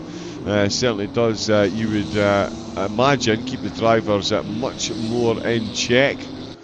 Let's see if Walsingham, he's not quite got that overtake done. He was within a tenth of a second. So he's definitely looking the quicker of the two, but can he make it actually stick? Sidoric for Skidmark Racing going past RCI's Larenk, and Bykov and Meister are dueling away. We'll see what Bykov can do in this stint. The crazy fly car still got the fastest lap of the race, with that very low 46. It's currently showed 49. But I think that is just Bykov's quickest lap since coming out of the pits. In fact, he's just gone quicker there as he goes past. No, he doesn't go past. It's Walsingham. We're on board with Walsingham, and I'm busy looking further down the timing boards at Bykov's times. He's just crossed the line and done a 50.2. So the greasy track certainly nowhere near giving the grip, although 48.8 for Leon Berndt. That has got the tyres absolutely, he's got the tyres absolutely dialed in very, very, very quickly indeed. We've got Charishkomanship.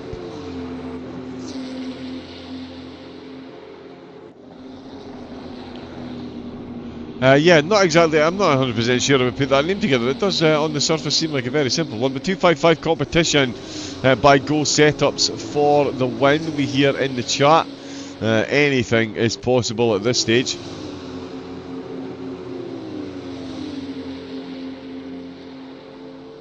Charis Choman, Charik Womans.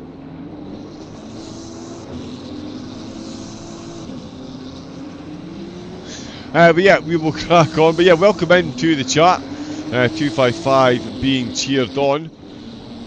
Oh, and there it is. McWilliams up to 4th place at the expense of Matasia. Williams are absolutely moving. I tell you though, Abeladze for the 255 team, they're getting cheered on in the chat, rightfully so as well.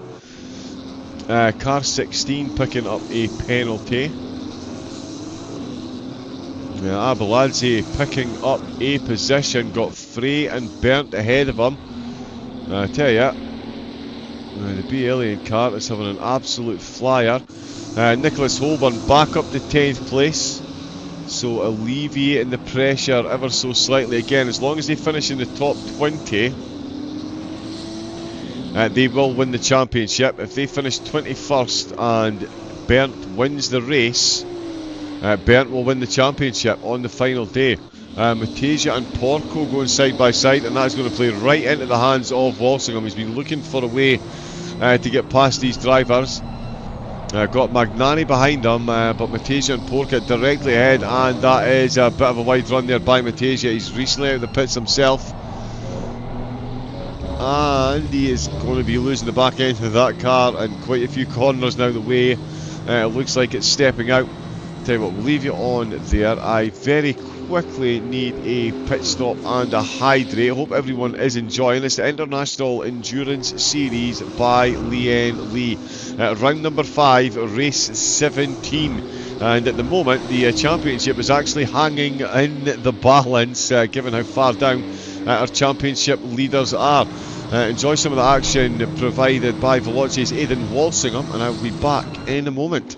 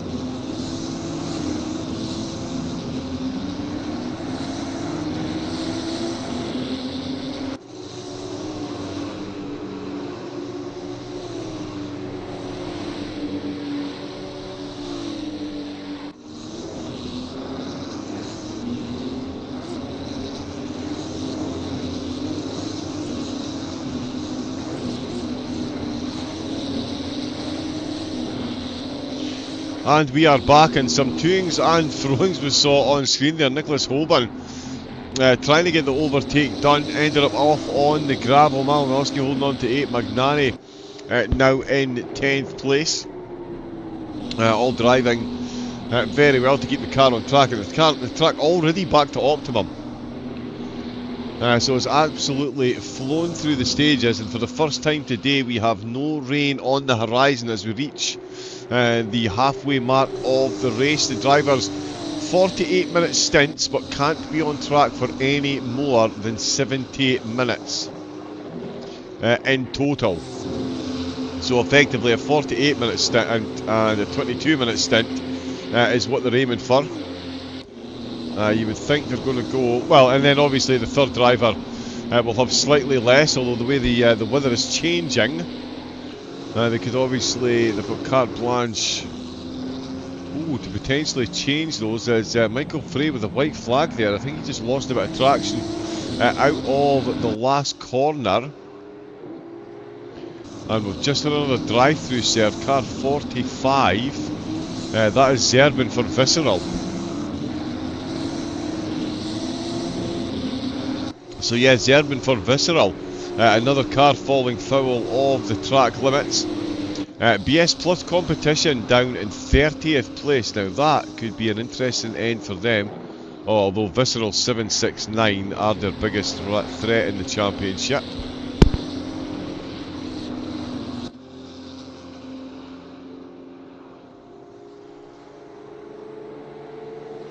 Yeah, and they're down at the back of the grid with them at the minute. Sam Gaskell's out for 255, so another pit stop for them. Babin Ferragioli goes past the two Gladius cars that are in the pit. RRJ, sorry, they come through as well. Bernd definitely staying out at the moment. Frey under all kinds of pressure though from Abeladze. Getting cheered on in the chat and having a very good race at the moment. Walsingham still looking very quick behind Porco. Can't quite get the overtake done at the minute though. Just can't find his way through. Nicholas Holborn is back up to the back of Malinowski. So we'll see how this battle goes between these two. It's a good exit out of Ascari by Malinowski, but it's a better one by Holborn. And he is going to be absolutely pulled along, although he's stayed behind. Didn't go for a late move there into Ascari.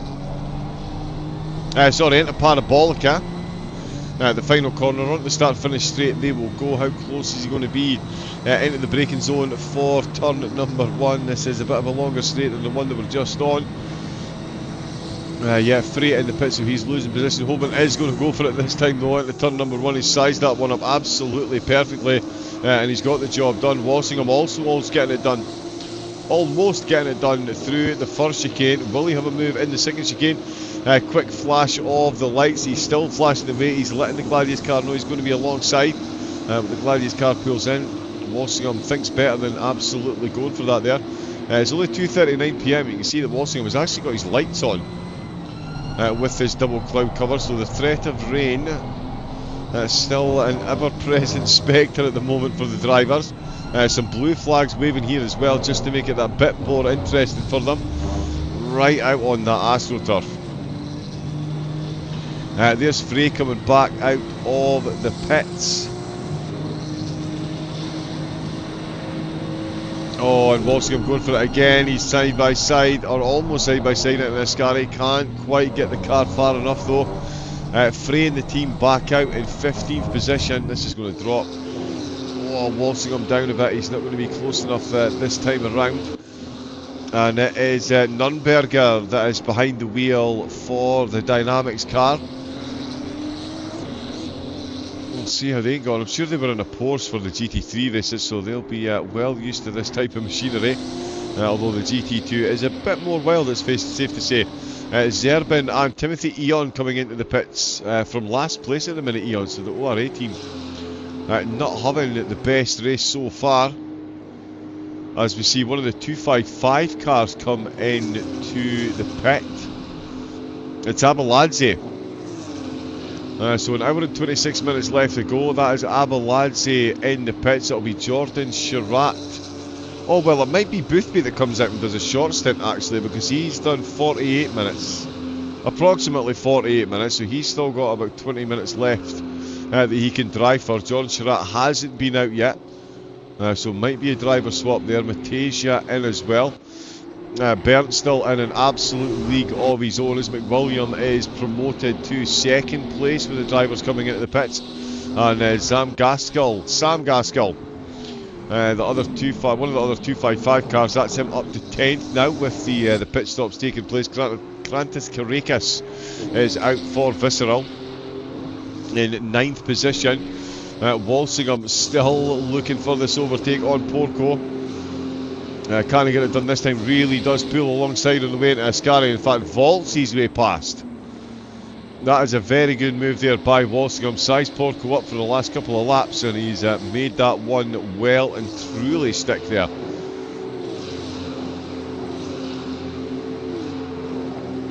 And yeah, no yellow flags either for Porco, so that was just completely outgunned there by the Veloce car. Can he hang on close enough to that slipstream to make a counter move? If they do, they don't want to spend too much time getting tangled up and slowing themselves down though, because Holbein back up to 5th position. So they were down to 13th. I was ringing the death knell on their championship chances, and already back up to 5th place. Still plenty more pit stops to come though, so they are going to fluctuate. We'll see where they finally end up. Sidoric for Skidmark Racing, finding himself piling the pressure on to Rizone for 17th position. These two tucked firmly in the slipstream. No one else in the pits. Eon looks like he's retired to the pits, and has got a whole lot of damage. He's been in there for a considerable amount of time. Yeah, it is still stationary. Oh, Sidoric. Looks like he got the move done. It might have been off track though. Did TRP? Yeah, they did. Let's have a look.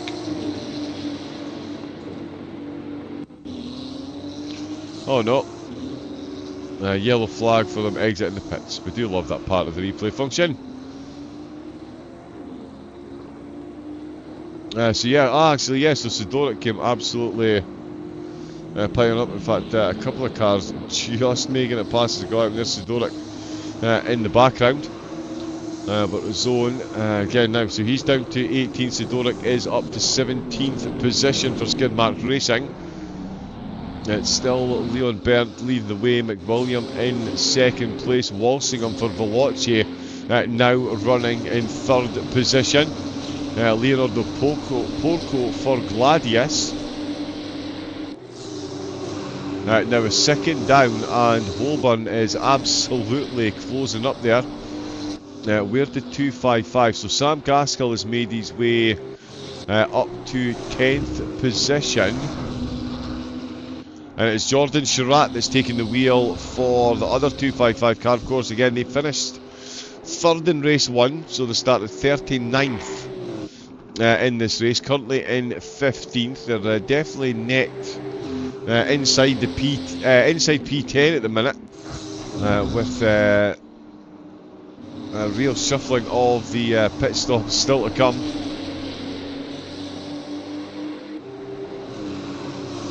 A lot of chat popping up. That is mostly in German, I believe. Oh, there we go. Carl Schumann Sim Racing. Perfect. Thank you very much for popping that in. Charles Schumann Sim Racing. There we go.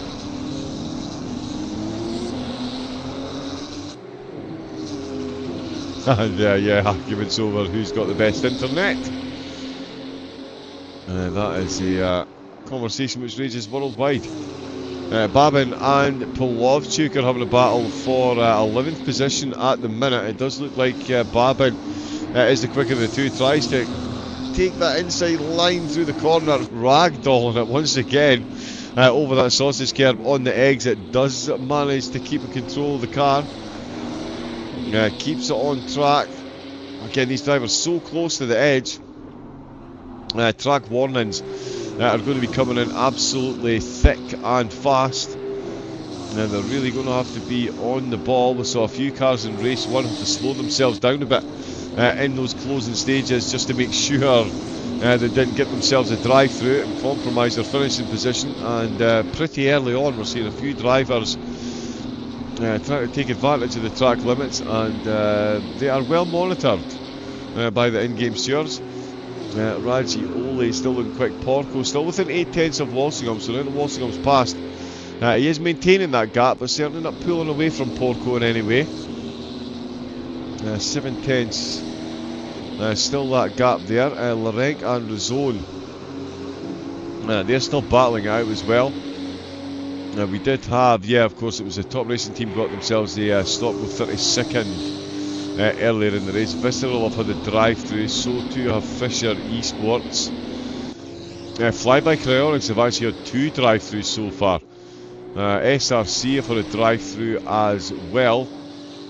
Visceral, we did see their drive-through taking place. They're currently running in 23rd. Lasse Streets for Madcap, they've been in for a drive-through as well, running 16th place. And of course, Nicholas Holborn and Team Nitro, they too picked up a drive-through.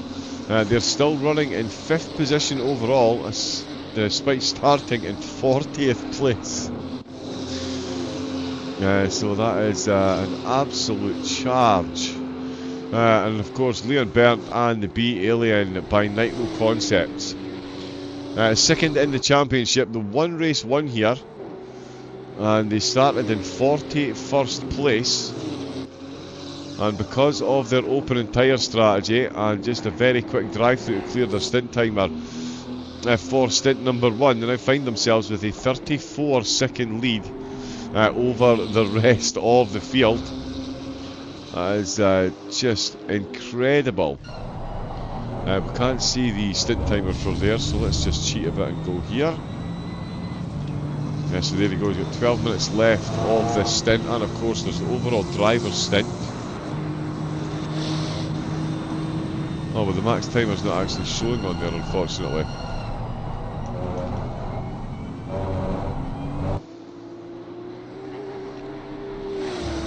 Baikov, another one of the cars worth watching in the drive, that's for sure. His teammate absolutely destroying the lap times. 46.1 he got down to, and Baikov again 46.6. Just on a 46.7. Yeah, Sherepirin was absolutely flying, and Baikov is as well. Nicholas Holborn's just on a 46.5 himself. And Lian Berndt with a 46.5. And that was the B-Alien driver's quickest lap in the race. So they're really finding their rhythm now that the track is dried out. Now it looks like Lasse Streets and Sidoric are still going at it. No quarter given nor asked by either of these drivers at the minute. They're absolutely nose to tail through turn number 2. It's anyone guess who's going to get this one in the second chicane. He's going to drift over yet. He's not quite got the traction or the acceleration. Not going to be close enough.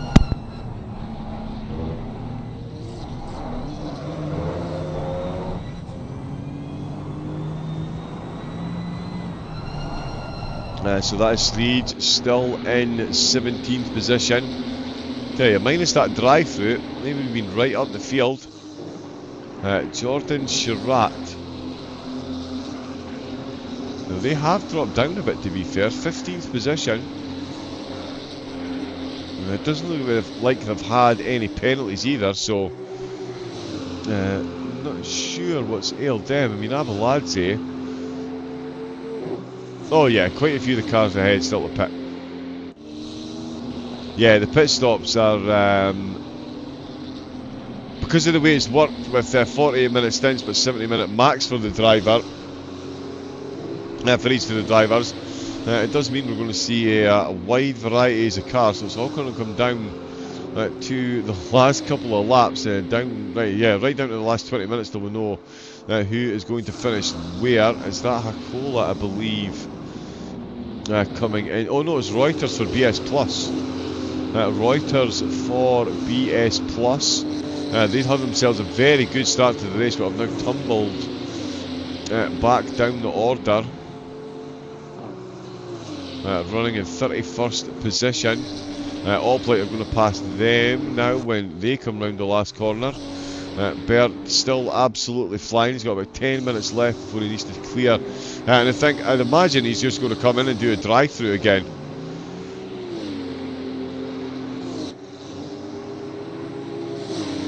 And yeah, just run as much fuel as they can.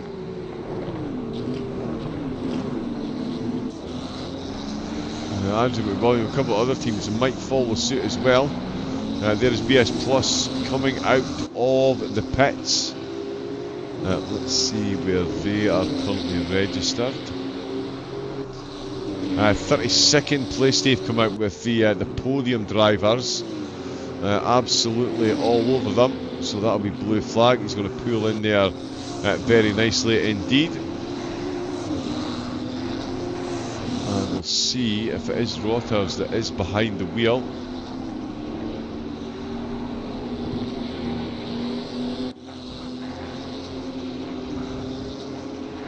Yep, it definitely looks like he is back out. Sargsian is out for Simhaven. Razone just getting a bit of a yellow flag there. 2 wheels on the gravel. You really all need to stop doing that. And the drive-through, you definitely don't want to drive through to the side. Your finishing position here, just ask Nicholas Holborn and Team Nitro. At the minute he's 4 seconds behind Porco and Walsingham. Having really is putting a charge on at the minute. It took him a few laps to get past Porco. He is now handily closing up on Andrew McWilliam ahead, and there it is, McWilliam there just coming through Parabolica. That blue on the tyre does look very nice indeed. So along the start finish line, let's see, McWilliam 46.9, Walsingham 46.3. So Walsingham, the driver with the pace out of these two at the minute.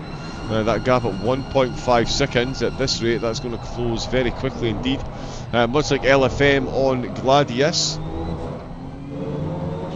Oh, well, for a car disqualified. Porco.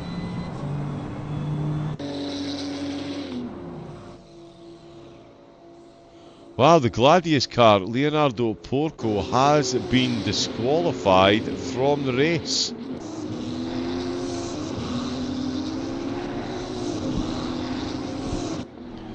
Thank you everyone for the follows as well. That is Phantom Racer and Stroik as well. Apologies if I've missed any. The chat is flying on through, and we've got the German and English channel running together in the chat. But welcome in. Let us know who you're cheering on. I'll see if I can get some information on what's happened to Porco.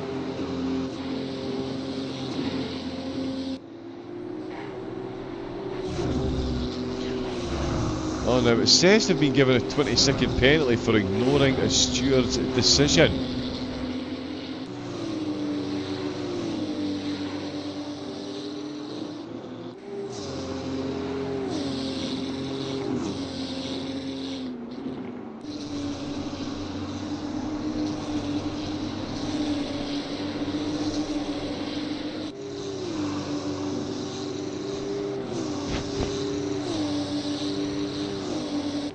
I'm still just looking through the penalties to see if I can keep up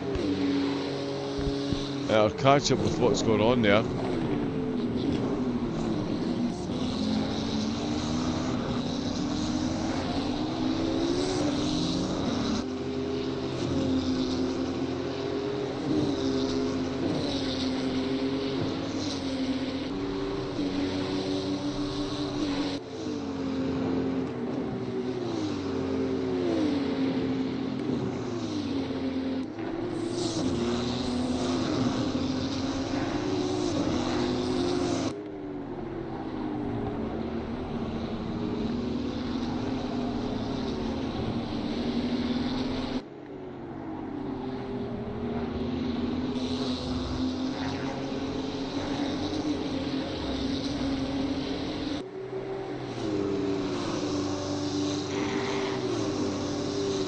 Right, there is one of the cars, Seminara, right, okay.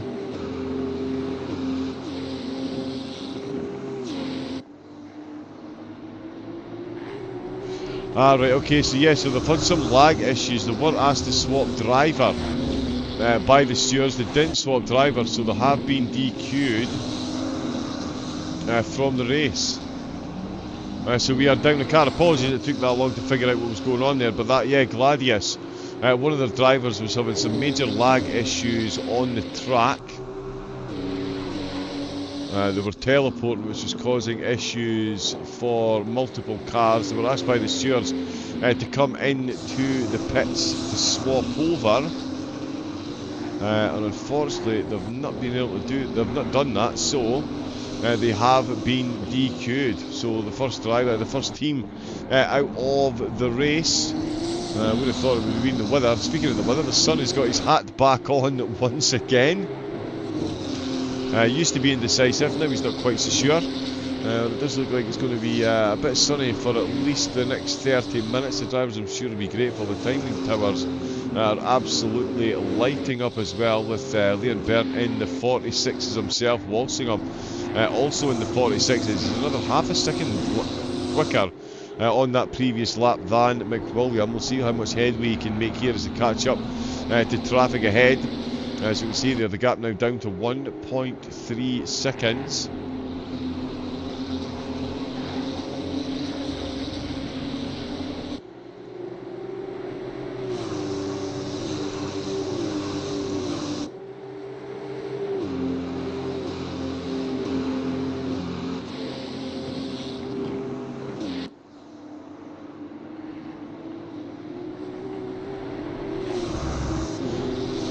Yeah, so they're still mentioning it in the chat. I'll see what the team have got to say as well, and I need to put that back to there.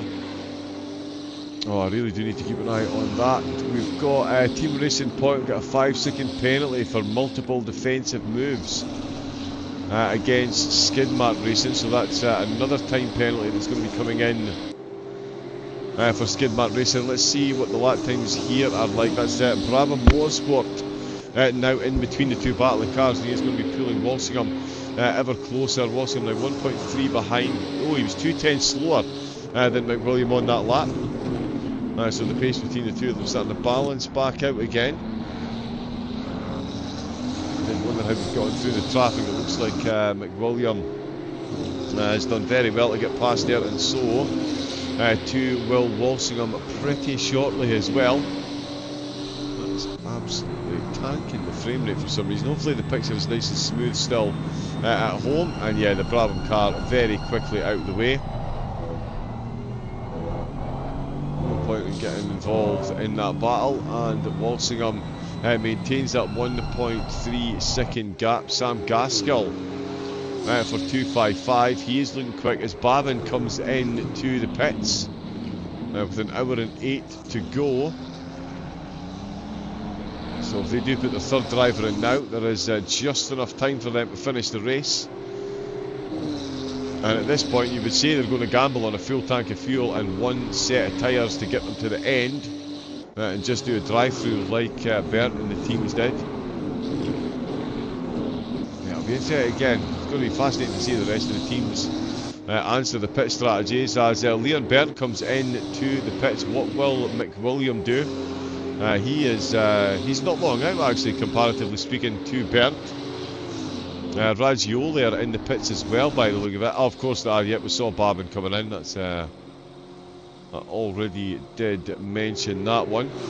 McWilliam has stayed out, so too has Aidan Walsingham. 46.4 for McWilliam. Oh no. Yeah, 46.4 for McWilliam, 46.6 for Walsingham. So we're now seeing the rest of the teams start to match the pace that Crazy Fly had when the rain first stopped. There is Ragioli exiting the pits. They've got a good gap back to Brabham, and that is 4th place, sorry, Nicholas Holborn, and he's come out of the pits directly behind his B-Alien by Nitro Concept teammates. The top two in the championship, they really do get separation anxiety. Of course, Holborn is going to be coming into the pits again very soon with the way things all panned out for them. We'll see if it is still Lian Bert behind the wheel as Laurent, Felipe and Florence for RCI, Gladius and LFM dueling out for positions. Oh no.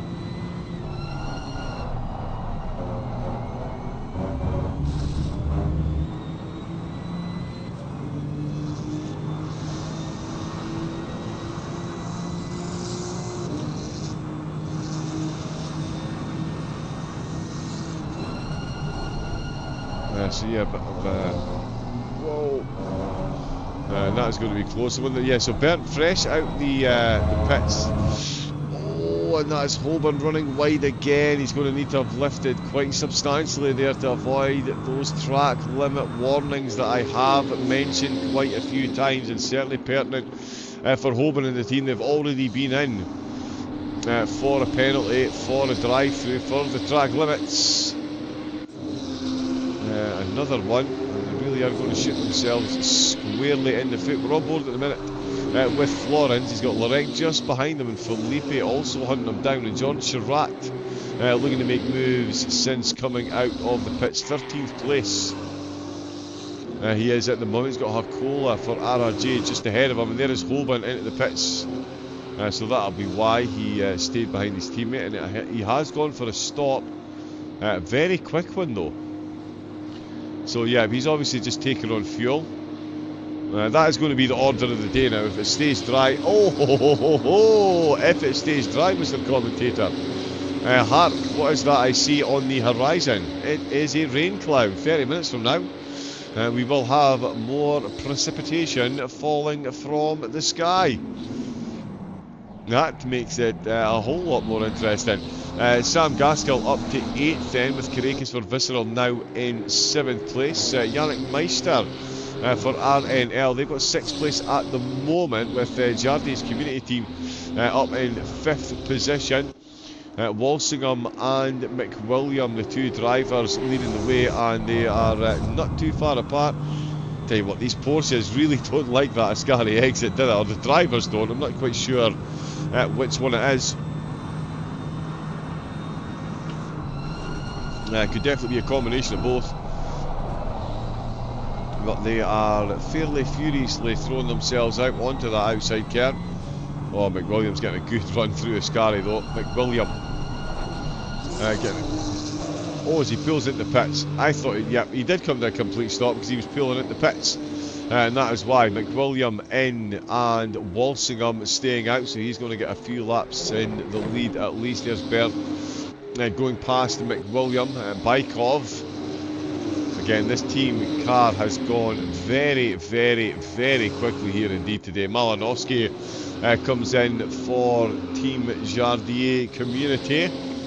Here comes Yannick Meister and Grantis Karekis around the last corner. Sam Gaskell also fully in the hunt for this one as well, so he is going to be promoted back up to 6th position unless he comes into the pits, which of course he does. Nicholas Holborn freshly out of the pits for Team Nitro. They're going to retake some positions as Gladius pulls in. Polovchuk, that is, behind them, pulling in. And there is Holborn back up to 6th position. So in the net lead of the race, it is still Lian by Nitro Concept. Crazy Fly in 2nd, and Nicholas Holborn, I believe, in 3rd place. Oh no, 4th or 5th, sorry. We need to see where McWilliam and Malinowski are.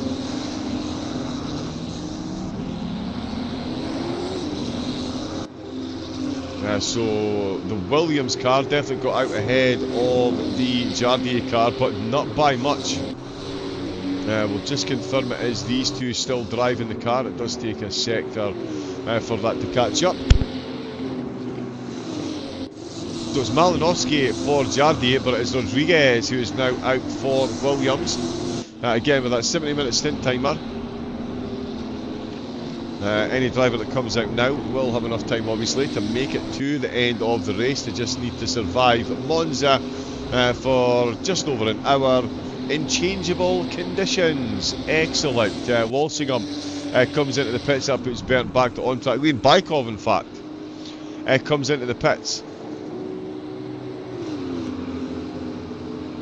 That is going to change things up massively for them.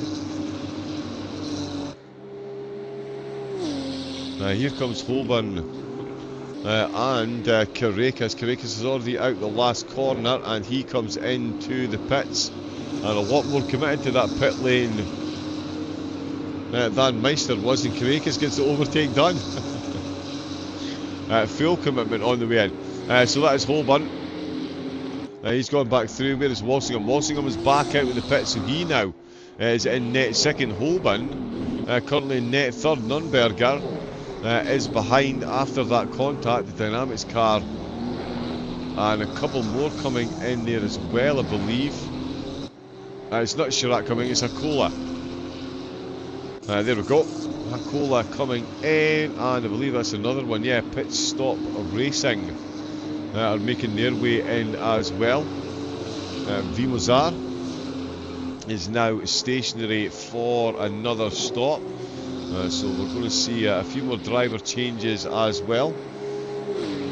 A couple of cars doing the old splash and dash, a couple of cars going for a full service. Malinowski going for full service on Rodriguez if he can. We'll see how these two get on. Baikov is back out in front of them.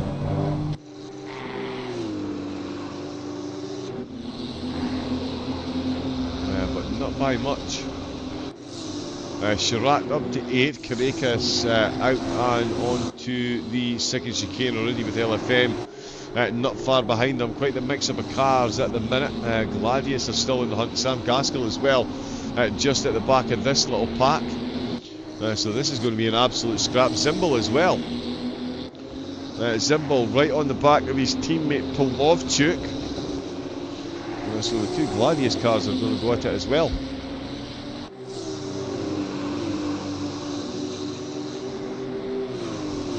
Oh, Malinowski on Rodriguez. Oh, yep, we've got a back marker involved there as well, so that is going to help and hinder in equal proportions depending on the slipstream generously given out. And that looks to be all, and that's going to leave. Yeah, so there we go, nice move by Rodriguez, just moving over where Malinowski couldn't quite get into the slipstream. Oh, into the first chicane to go. Both cars absolutely ragdolling on the exit. It's Malinowski struggling to hang on to the back of the car. Rodriguez gets a very good run out with turn number 1. Through Blassono they go, and into the second chicane. Rodriguez got a decent gap then. Nürnberger will be living life up in 4th place at the moment. Holborn back up to 3rd though. Oh, Rodriguez and Malinowski have swapped positions. And they might swap positions again as they fully go side by side, as Rodriguez does swap and take the place back on the way out of the Lesmo. So they temporarily swap positions there. Let's see if we can get a look at that.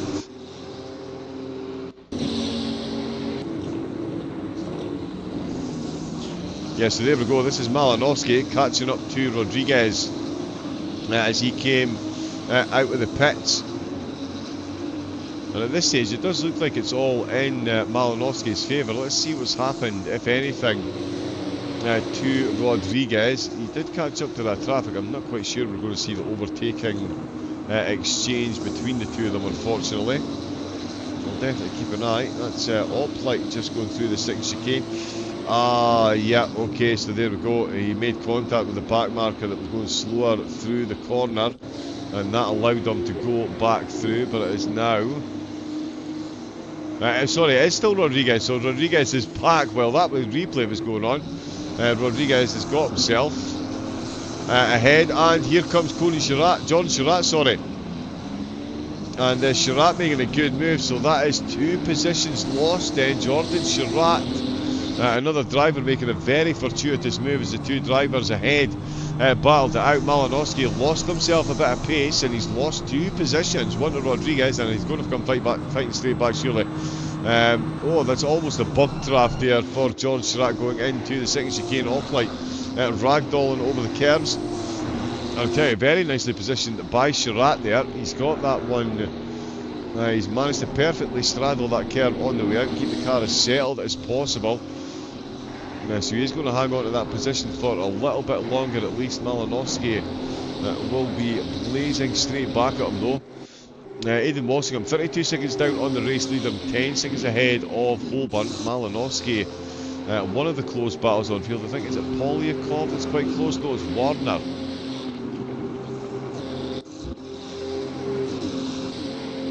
Yeah, so Warner on Podens for G League. G League, one of the cars with a penalty, and Warner for Grabber making the most of that.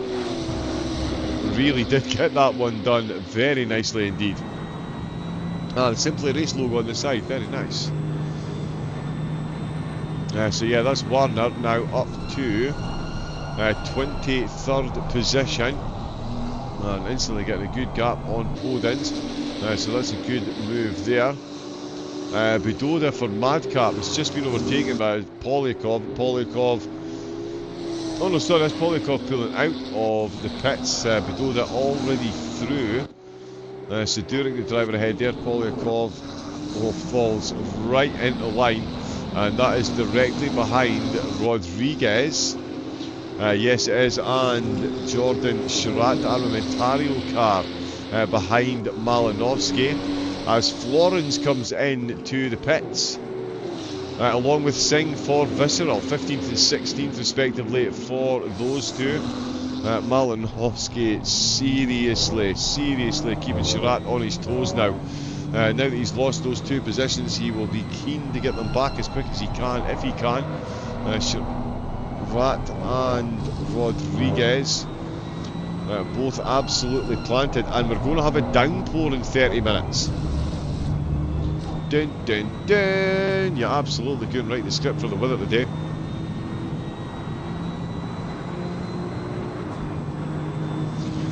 I mean, I think race 1 was slightly more difficult. There was a bit of rain, but the track temperature was still up at 35 degrees. That's not the way to do it through Ascari, but they both lived to tell a tale. Yeah, track temperature was up at 35 degrees. Very confusing to try and get the pressures right in your tyres with those track temperatures. Just now it's been up and down between 27 and 29. 27 in the wet, 26 in the wet, sorry, 29 in the dry. Zimbal and Polovchuk Singh on his way out the pits, that's why it's a yellow flag. I know it doesn't really make a lot of sense. Panfyorov coming into Ascari, got Hakola not long out the pits himself. Oh, full send up the inside from the Ragioli driver, full commitment, finds the grip as well and gets that overtake done in very short order. Panfyorov, first time I've seen that name in the competition, and that is how we make a marker for next season at least. Hakola though is going to come straight back at him into the final corner surely. Needs to keep this neat so he can extract as much pace from the slipstream into turn number 1. But it is the Ragioli car that is absolutely flying out of Ascari. Let's see again just how much of an effect the slipstream has on these cars. It's almost like the car ahead is standing still, but is it going to be close enough? It's going to be too close to the braking zone surely. Yep, he's going to back right out. That one would have been an absolute suicide send into that corner. To finish first, you must first finish, and that should be respected the whole way through the race, even if you're not on for first. We've got Finn Zimbal on Polovchuk still, the two Gladius cars. Hopefully they don't go full Haas. Managed to potentially even work together. We've got Chirat now catching up, Bones with the yellow flag, Zimbal catching up, Chirat catching up to Rodriguez. Malinowski losing a bit of time to the Team 255 car. Sam Gaskell looking quick still in 12th place, as you would expect. And he is closing right up on Filippi. Another Gladius car, this one. And in fact, the two cars behind can actually see that. Yeah, so there is the back of Gaskell's car, and any moment now there is the other Gladius car.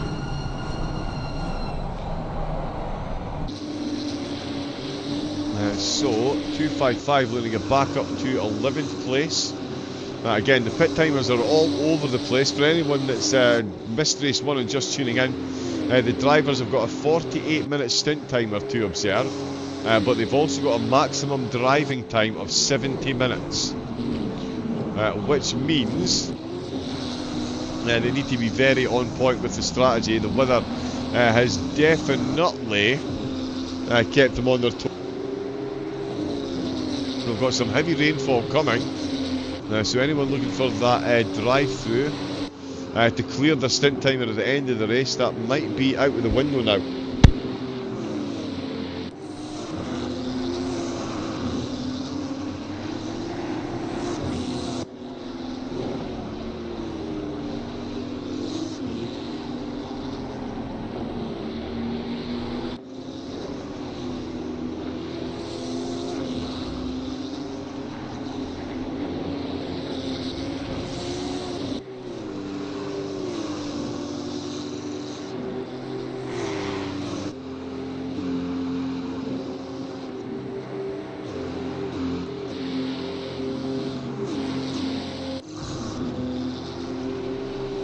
So yeah, just catching up with some of the penalties as well.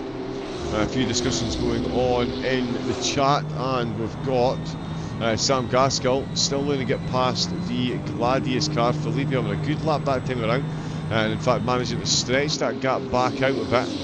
Polovchuk and Zimbal are still very close behind as well. John Chirac still making good moves on Rodriguez, but Rodriguez more than or just matching him for pace on that last lap then. 46.95 to Chirac's 47.0. So yeah, half a tenth between the lap times there.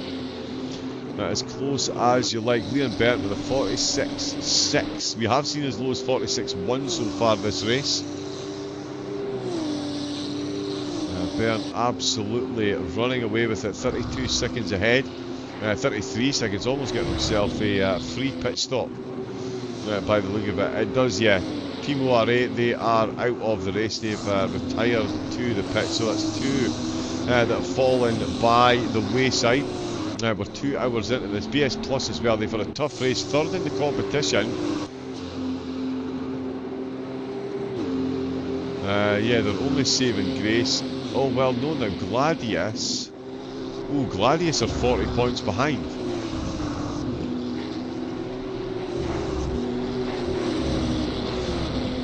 Right, yeah, Gladius 761.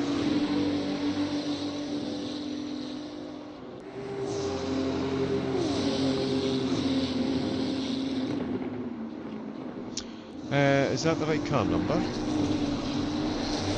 Oh no. Car 201. Goodness me. So Felipe currently in 11th is looking to bring home 74 points. BS Plus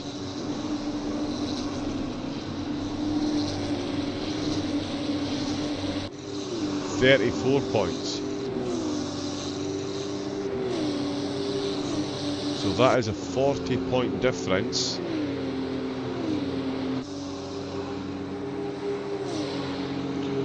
Wow, at the minute, if it stays as is, Gladius Competition are going to finish 2 points behind BS Plus. So BS Plus need to keep the head down and get themselves back some more spots, or car 201 needs to find some more spots. He's got Garatas Karekas ahead of him in the Visceral team. Visceral could see themselves on for third place here. Indeed they could. They're 1 position better off and 8 points better off. Wow, yep, I think at the moment Visceral are finishing third.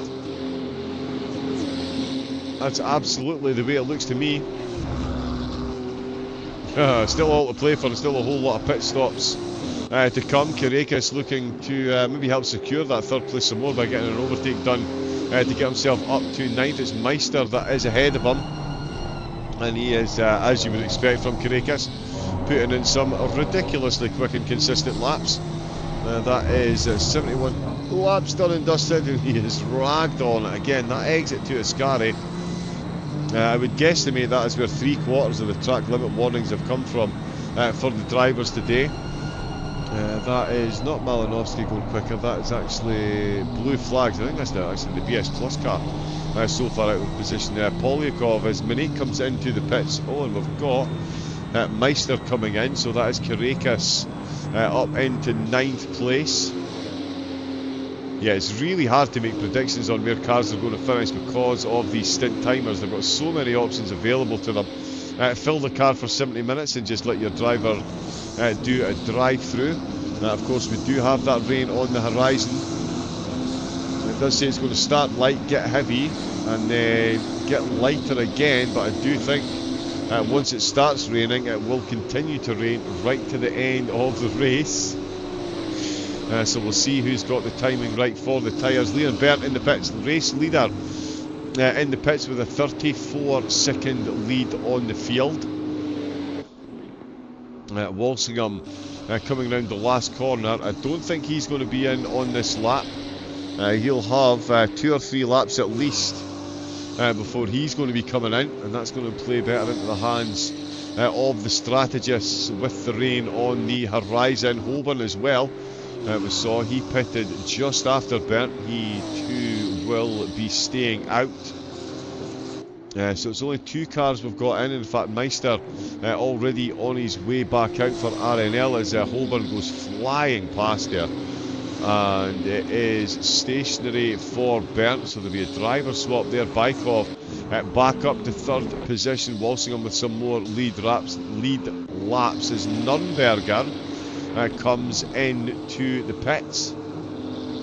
Bernd is on his way out, but Chirac has gone past, so that's Dembry Pro to 5th position. We'll see if it is Leon Bernd that is still behind the wheel. I think it's actually going to be Niels Klinkmuller. Yes, it is going to be Niels Klinkmuller.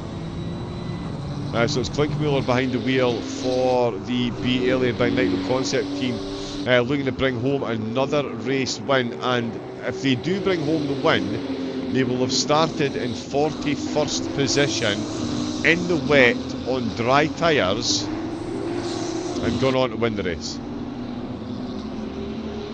It just, for every other team in sim racing, it really must run a shiver down their spine when they hear the Team Nitro name.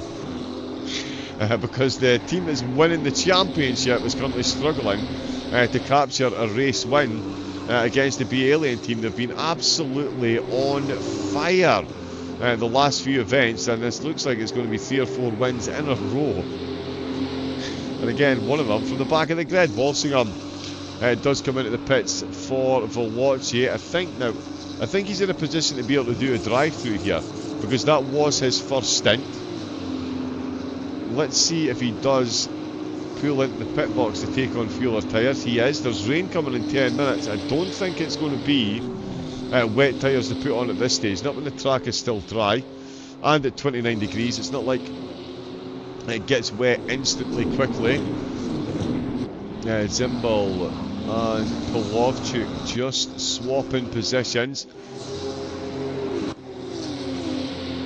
And yeah, confirmation it is Klinkmuller behind the wheel. Rodriguez is now up into 2nd place.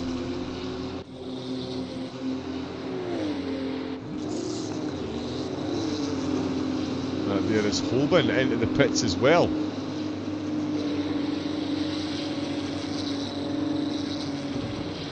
So that will be Bastian Richter coming out behind the wheel. This will get his stint done and dusted as well.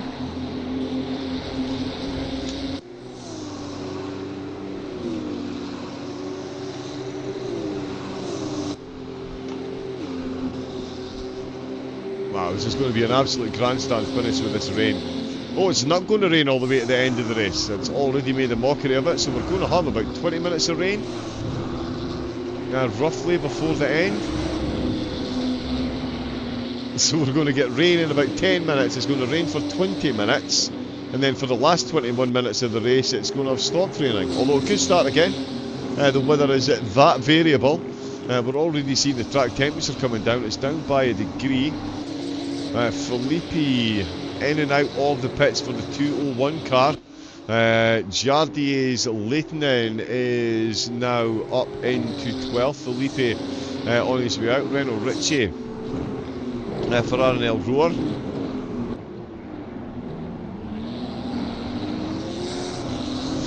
He is closing up as well. Krauselberg, who started the race for Dynamics, of course, they started right on. They were racing right up at the front. Krauselberg was out for his opening stint, so I wonder.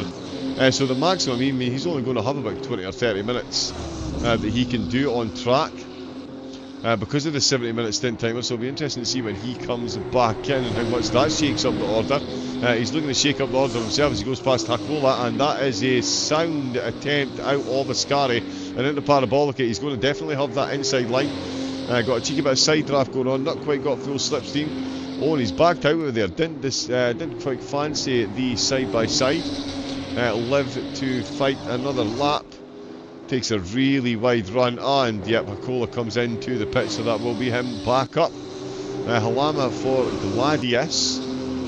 He's close to Glessel as Gaskell comes into the pits with Hakola as well. Sidoric for in for Skidmark Racing.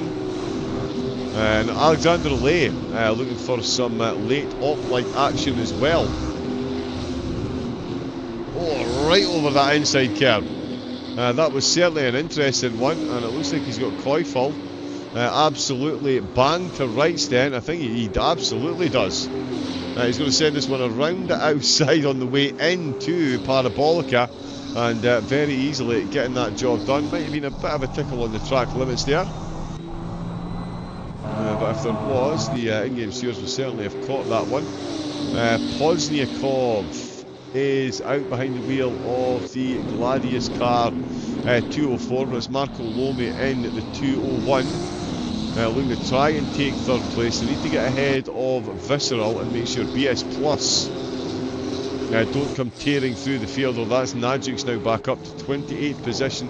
Or sorry, still in 28th position, so it's still 40 points that they're going to be bringing home. Teams in the top 10 above 70 points.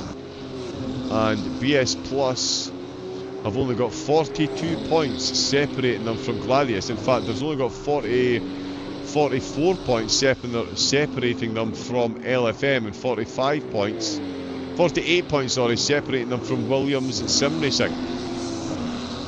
It's so tightly packed just outside that top two. The top two are getting absolutely everything done exactly as they need to. That's Lee Fleischer for Veloci, and one of the teams looking for top 10 positions, but it's of course a Visceral car 44 with Baikov with the yellow flag. Oh no, he's exiting the pits. Karekas into the pits. This will be their penultimate. In fact, this could theoretically, this could be their last pit stop, unless they driver swap. There we go.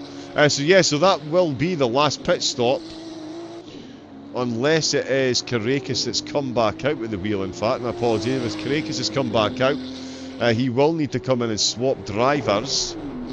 So we'll see who they've got out. Car 44 in 9th. I do want to check in on Pozniakov. Team Gladius still absolutely going at it, hammer and tong. It's still showing Karekas out behind the wheel. Dressler as well for Skidmark Racing. Oh yeah, he is looking fast as well. He's got an LFM car just ahead of him, and it is Campaniella that's out. So that was their last pit stop. Campaniella can definitely clear the 48-minute and the 70-minute stint timer. Alright, keep within those limitations, but only 38 minutes to go. So we are in the home stretch. It's Williams currently leading the way with B Alien by Nitro Concept in second, Veloci in third place. Then it's Raggioli in fourth with Team Nitro in fifth. Dynamics in sixth place with Crazy Fly currently in seventh. Jardier in 8th, Visceral in 9th, and RNL Roar in 10th position. And I am very quickly going to top up my drink and rehydrate for the closing stages. Harry G, what happened to 255?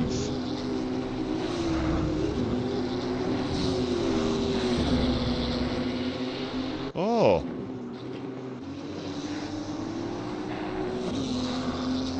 That is a very good question.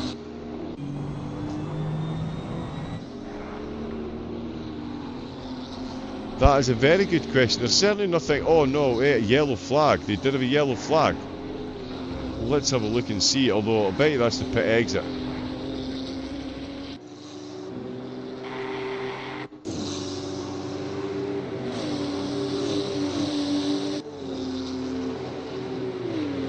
Oh, it's jumped onto the wrong car, so we'll need to replay the replay.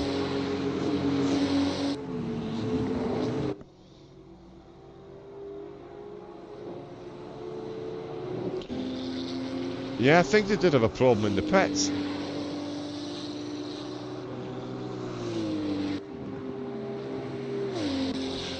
Oh, they maybe had a lot of damage because they were stationed. That last pit stop, they were stationary for almost 2 minutes, and now here comes the rain. So here comes the rain. It's going to get heavier as well, but yeah, 255 after going full send in the opening stint. A 2-minute pit stop. Sees then down in 30th position.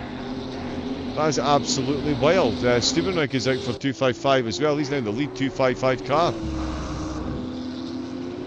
Up in 11th place. And he has got Renault Ritchie of RNL Roar just ahead of him. So this is going to be close. We'll see how the drivers change cope once again with these changing conditions. Let's pop that back there. But yeah, I'm very quickly going to grab myself another drink. I didn't realise I'd go through quite so much fluid today. But yeah, back in a moment. And we'll stay on board. Yeah, we're still out with Renault Ritchie. Back in a second.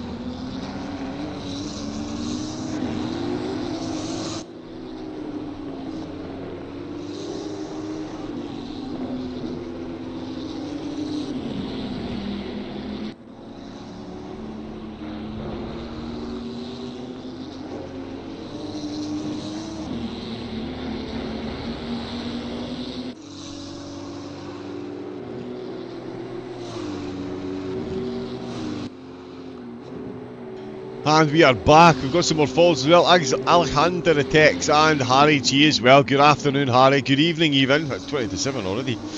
But yes, good evening. Welcome in.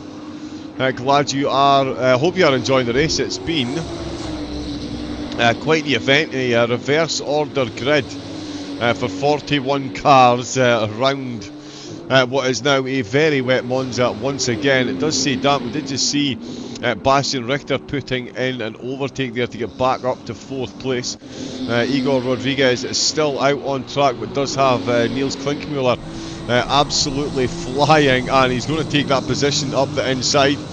There is BS Plus competition fighting for their life to stay in 3rd place overall, up to 26, so I think they're back where they need to be in both cars.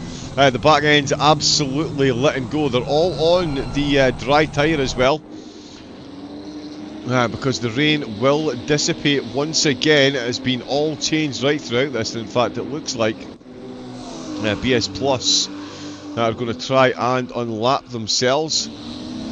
Fisher with a yellow flag. It is still absolutely kicking off, and it is going to get worse before it gets better for a lot of the drivers, with the rain absolutely tumbling down. BS Plus up to 26, so that's another 4 points they've gained to ease their woes ever so slightly. I think that is going to be at the moment enough to keep them ahead of the 201 car in 3rd place in the standings. They're currently in 15th position. They have just had a yellow flag, but I think that's from exiting the pits. Niels Klinkmuller just took the lead from Igor Rodriguez. I think he's going to be coming into the pits pretty soon as well. There's going to be a few cars coming in with 20 minutes to go, and it's an interesting proposition, given that we're going to see no rain in 10 minutes time. What do you do? That is Pozniakov, another driver struggling to find grip in these changing conditions. Panfiorov currently in 5th place for Raggioli. They've had an incredible race so far, and he is not long behind the wheel of the car. Struggling to get the car stopped there. Running right to the outside line. Everyone is going to be in the same boat. Yeah, sorry. There we go. Rodriguez 2.3 seconds down. That is Niels Nagiuk's unlapped himself. So Niels showing some good pace. In fact, are they on the wet tyre?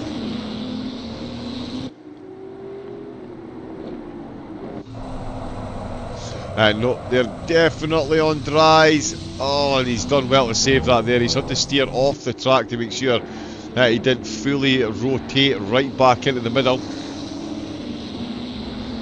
In fact, it is 25th position they're in, as LA has got back past. It's 42 points they're going to bring home. Yep, these final standings are going to be interesting.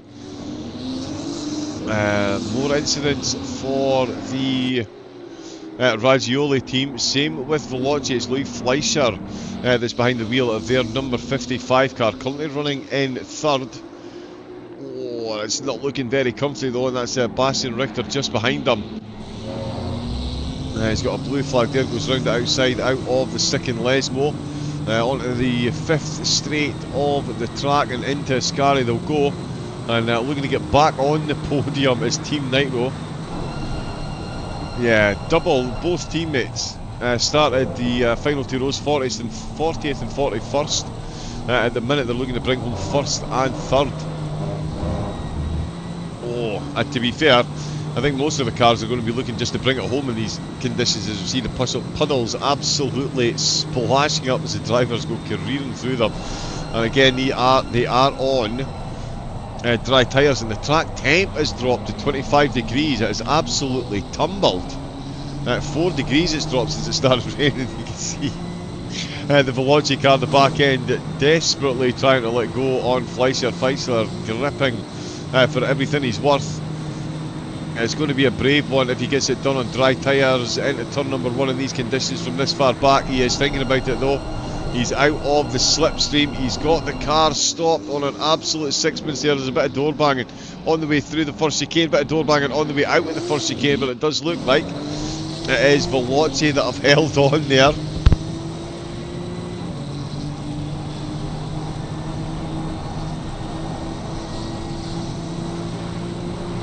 an absolute scrap. The Velocity cars moved over.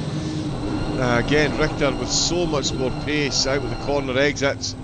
Not quick enough though to get it done before they get into the second chicane. Gary did it done on the way out. Not both cars get a very good run. Is that Williams into the pits? No, it's not. Rodriguez just with a bit of a white flag as he's going past some traffic. Let's stay on board with this battle here. That's Raggioli actually that came in and out of the pits. That'll be their final pit stop done. Richter, of course, with a drive-through as well. 2 drive-throughs. Wow, Bastian Richter's had 2 drive-throughs.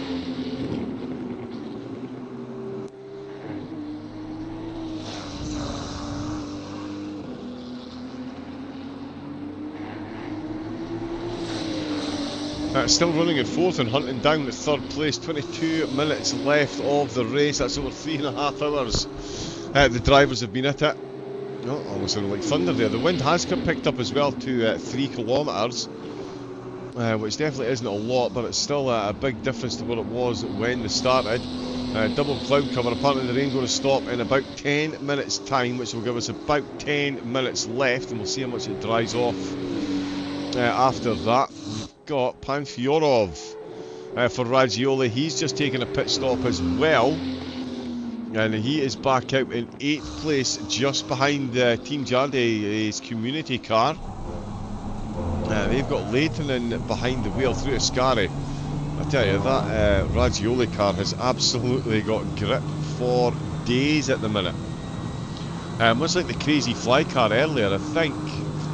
Yeah, they still do have the fastest lap of the race with a 46.1. Raggioli flashing the lights, trying to distract Leitonen behind. Or Leitonen ahead, sorry.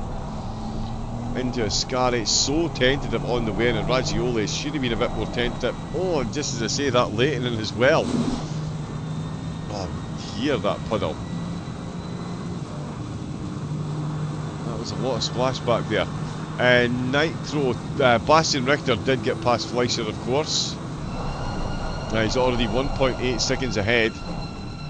30 seconds behind Rodriguez, who may have another pit stop to take.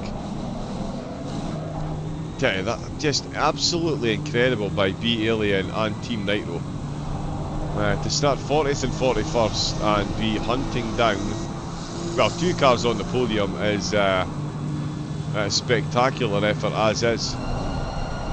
And Williams as well, they started in 38th, so no mean feat by them either. They started just ahead of these 2 cars. Over the Raggioli car once again. The quicker over the curves on the exit of Ascari and into the Lesmos. He's going to be applying the pressure along this middle straight in the track before we get to the Ascari chicane. Oh, look at the back of the car, trying to step out on him again, manages to reel it back in. We'll see what he can do in this very wet slipstream for the rest of his lap. He's got some trailers on the screen.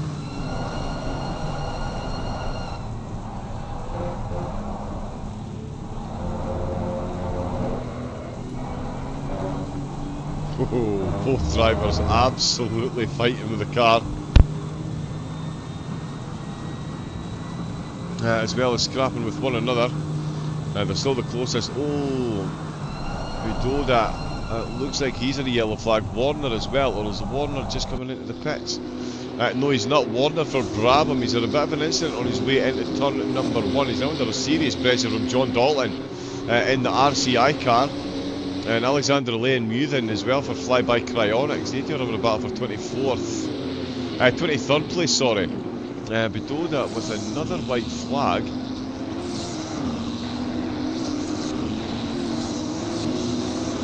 Oh yeah, he's just bouncing over those curves rather wildly at the minute.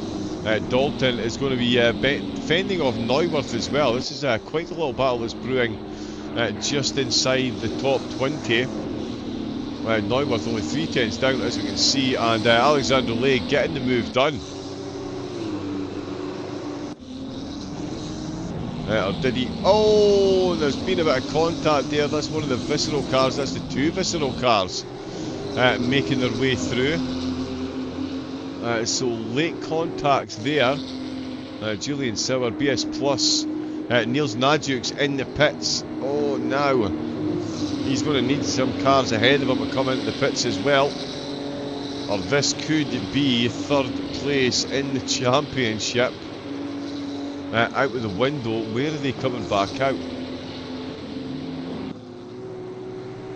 Boothby is just coming out the last corner, so he'll still be behind. Niels Nadjuk's currently in 28th, although is that now? No, it's not 29th. That is a very quick car coming up behind him though.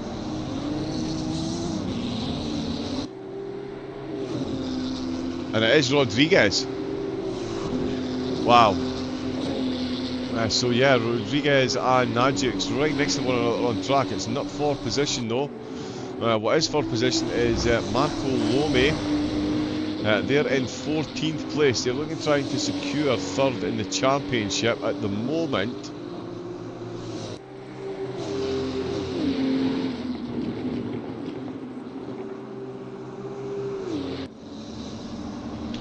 Not quite enough. Let me have a look. Yeah, not going to be enough for them. They need 32. Whereas Visceral,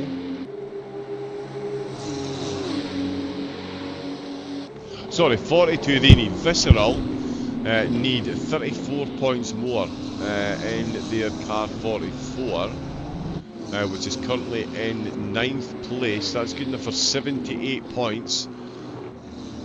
And they are currently going to score 38 points more than BS Plus. So they are going to overtake BS Plus by a couple of points, unless they need to come into the pits and end up dropping a couple of spots. But BS Plus, oh, now they're going to make a spot back as the pit stop team come in to the pits. And Nadjuk's is back in.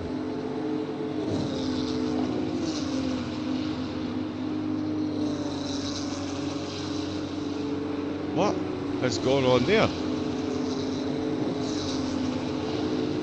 Has Nadjuk's been given... No, he's pulling in. John Dalton in the pit as well with 15 minutes to go. And yeah, Nadjuk's is pulling the car to a stop. With 15 minutes to go, he's down to 30th. They are out of the top 3. Nadjuk's BS Plus are out of the top 3. Visceral are going to overtake them. Gladius might as well at this rate. They're tumbling down the order. 31st place, Jaid Hutchinson is coming in to Ascari as well. He's got another car just ahead of him. Nadjuk's is now moving. Oh, John Dalton with the yellow flag as he exits the pits. Nadjuk's is now exiting the pits. He's in 31st place as we see Alplight coming in. And Jaid Hutchinson crosses the start-finish line. Nadjuk's is back out and running. And yeah, that, unless they can get past Alexander Lay as well, that is going to be a big gap in points. Yeah, 34 to 78, that's going to be more than enough to see Visceral wrap up third in the championship. Be Alien by Nico Concept couldn't quite do enough to bring home a championship win. It will be another incredible race win by the look of things. Their teammate Bastian Richter 34 seconds down the road. It's going to take a Herculean effort, although in these conditions anything is still possible. I'm looking for there's Pozniakov. Where is Lome? There he is there.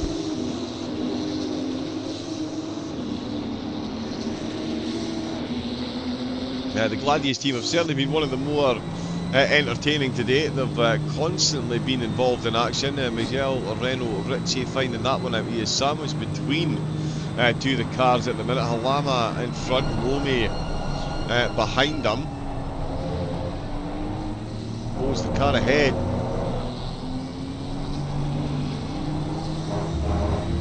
Pulls it onto the grass. Ooh, bit of a wiggle there from Reno Ritchie. Cannot afford to do that too often. The track is back down to damp. It does say the rain is still falling. It will stop soon though. I'll stop in the next couple of minutes, in fact. And then there will be no rain for the closing 10. And the track temperature has actually gone back up a degree as well. Absolutely keep the strategists on their toes, just like Lome is to Renault Ritchie. We'll see what he can do into turn number 1. Ritchie getting a good exit out of Ascari, managing to keep the 201 car behind them. Again, another team looking to overtake BS Plus competition if they can. Do need these 2 positions at least though. If they are going to secure that, and it is their team car 202 that is ahead of them. But they've got Renault Ritchie sandwiched in there as well. So team order is going to be fairly difficult to execute at this stage.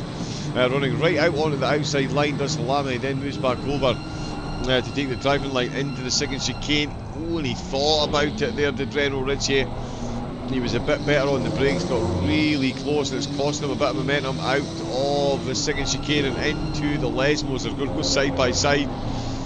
Right on that inside curb, no grip whatsoever for the dry tyres in on the wet curbs. Although the rain has now stopped, as predicted, 12 minutes left to go, the rain has stopped and the track temperature has gone back up to 27 degrees, so there is a chance we'll see an optimum track again before the race finishes. What a competition this has been, and what a final round. It is the final round of the International Endurance Series by Lian Li. 17 races. This is race number 17 over the 5 rounds. And a whole lot of positions still very much still to be decided. These final race results are going to throw the standings absolutely up in the air. Again, 3rd place, it does look like that is going to escape BS Plus. They've brought home race wins as well, but they're currently in 31st position and 32 seconds down on Fisher. There's Halana. Oh, so Halama's come into the pits. And Gessel has come into the pits for Visceral as well. And that has put Lome up to 12. Lome's got the overtake done.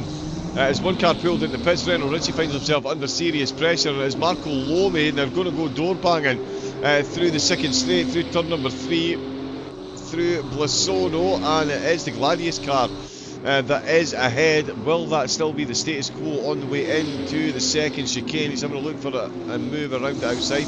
The door is closed. He was in the lead. Let's see if we can get a replay of what happened there between these two at the start of the start of the overtake.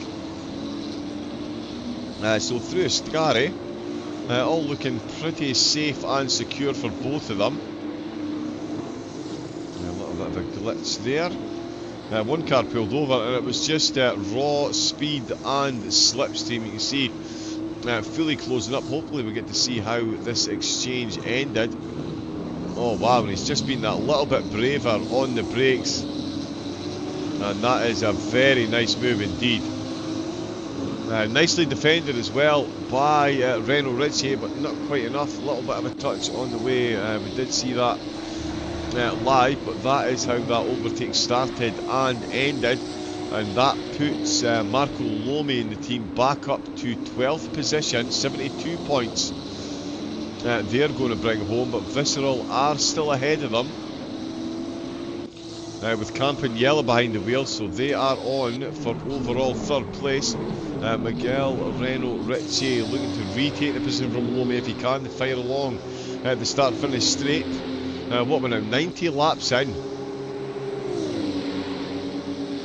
which is quite the running. I believe we've got 96 in the first race. Going side by side into turn number 1, wheel to wheel into the first chicane. Another bit of a door bang there. Gladius fending off those advances. Niels Najuk's not far behind. That is not the right car. That is the right car. BS Plus. Is it Niels behind the wheel? It is Najuk still behind the wheel, of course. 31st place for them at the minute. Yeah, they could end up finishing in 6th. And in fact, maybe even lower than 6th. Starting the race in 3rd place. That is, yeah, Monza full reverse grid.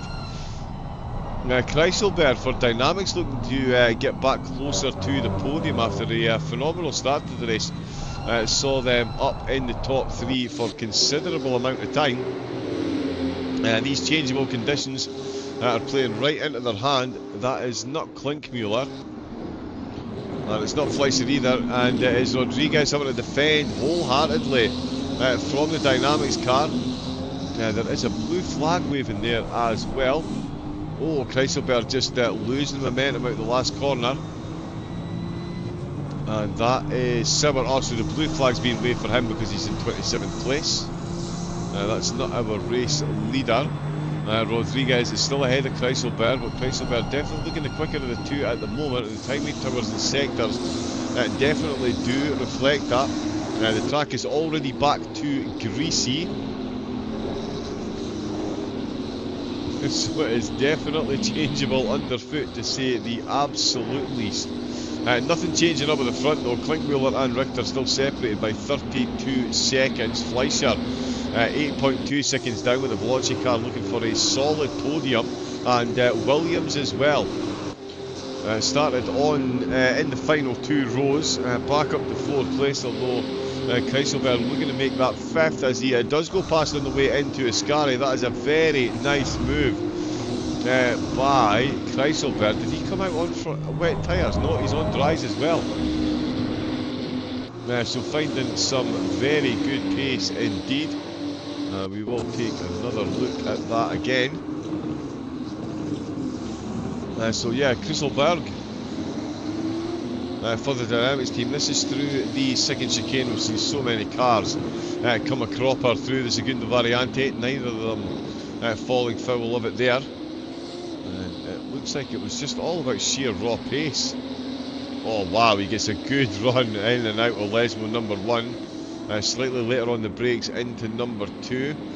And maybe a little bit wide there, couldn't quite get the power down for Rodriguez, but certainly along straight number 5 and into Ascari. Look at how easily he closes the gap, sends it to the dry line as well, on the dry air line.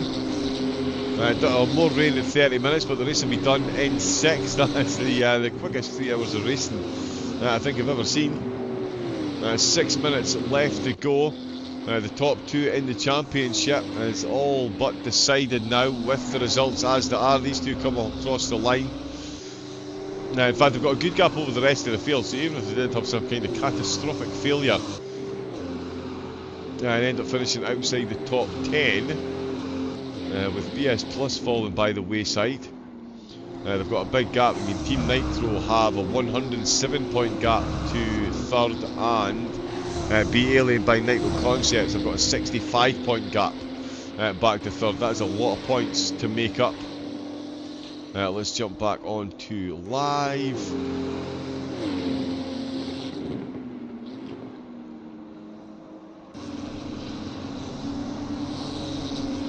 Zizo Fitness cheering on Daniil. Not sure why that was deleted by... Oh, because it was all capitals. Oh, 255 got disconnected and had to reconnect. Oh, that is absolutely savage. Absolutely savage. I mean, Boothby kept his word. He did say he was going to go full send on the first few laps. And he got the car up an eye-watering number of positions. Bidoda looking for more overtakes still. He's got Orisia for Armamentario. Armamentario with a rough start to the race himself, it's fair to say. Holding up to 19th for the moment, but Bidoda looks like he is about to take that out of the last corner. He's got an incredible run once again. They're going to be absolutely wheel to wheel into turn number 1, although good run by Armamentario around the outside. Much later on the brakes for the Madcap Racing driver. And he does get that one signed, sealed and delivered. Crazy Fly still got the fastest lap of the race with a 1:46.1. I don't think we'll see that beaten. The track is now greasy. Still got the 32 seconds there. Makovkin and Rodriguez once again behind Kreiselberg. So again, great drive by them. They got the pit strategy absolutely nailed on, it seems.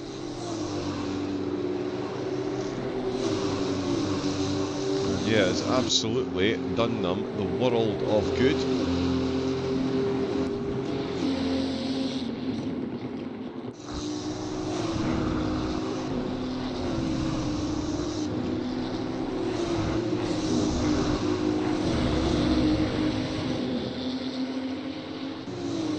Yeah, and that is the drivers I'm sure will be grateful we're coming to an end soon. That is a whole lot of rain that is due to come once again. They say the rain in Spain falls mainly on the plain. It seems the rain in Italy falls mainly on Monza. And it has certainly been a changeable affair for the drivers. Again, these standards are going to be changeable from third place down. The top two, though, will remain as they were. Another absolutely flawless performance by Team Nitro. The opening strategy started on the dry tyres, did a drive-through to clear their first 48-minute stint timer, came back out and really made the most of those dry tyres when it dried up. Klinkmuller might have a pit stop. No, he won't actually. He's still going to be, yeah, well within time. McCovkin now catching up to Rodriguez, so good work done in the early stages by the Williams team. Falling off the pace now though. And it is McCovkin of Crazy Fly. And they do have the fastest lap of the race, of course. That 1:46.1 still is the fastest lap. And McCovkin is moving pretty quickly in these closing stages as well. Could fancy himself a late 5th position at the expense of the Williams team. Of course, all these points count. The top 20 teams in the championship all receiving cash prizes. We've got a stationary car on the side of the track. Oh no, he's hit the wrong button. Oh, that is stupid now, getting a late drive-through.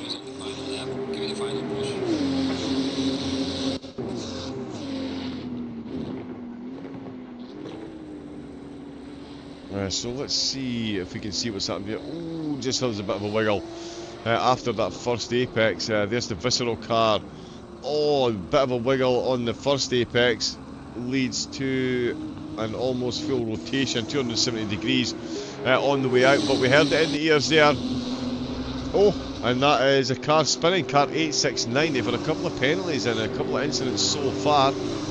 And that is the 081 car facing completely the wrong way. Rodriguez in 6th position. McCovkin did get past.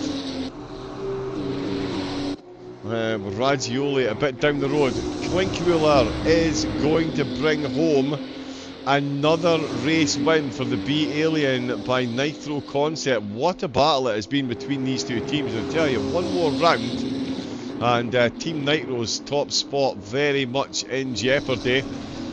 But round the last corner, 5 rounds, 17 races. The final checkered flag will be taken by Niels Klinkmuller and the B-Alien by Nitro Concepts team. They've wrapped themselves up 2nd place and over €2,000 to boot.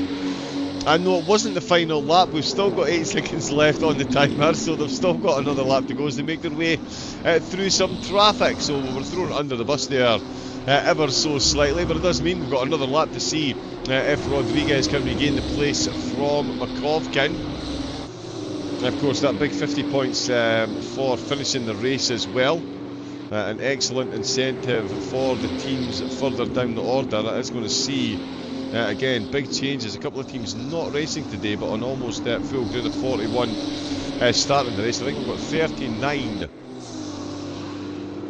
to, oh no, 40. Oh, the ORA car did make it back out. Wow, they had an absolute monster pit stop early doors. And I mean monster pit stop. They are only on lap 39, 60 laps down.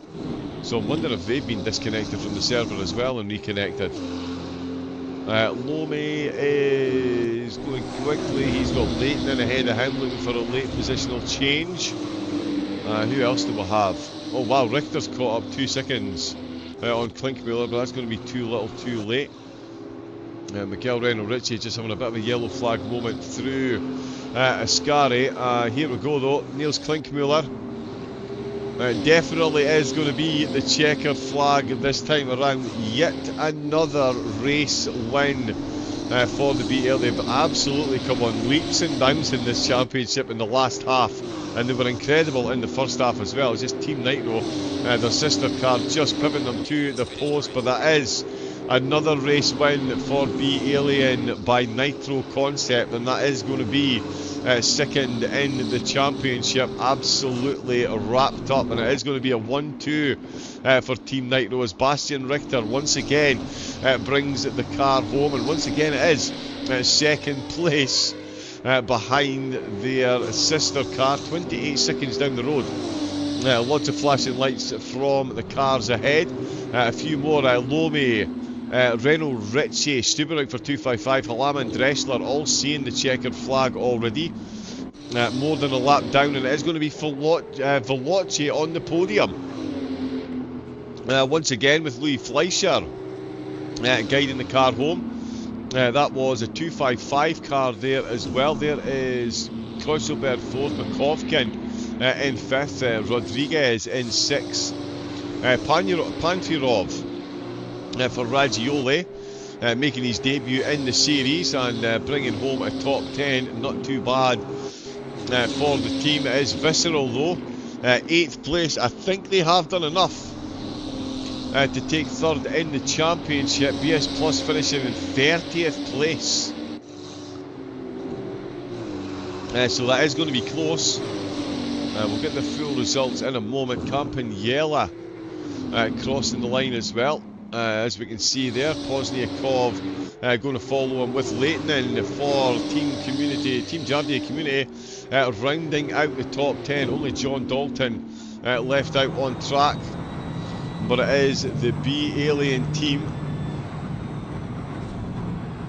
more than just being aliens, absolutely nailing it once again, and that is quite the result that we've just had. Let me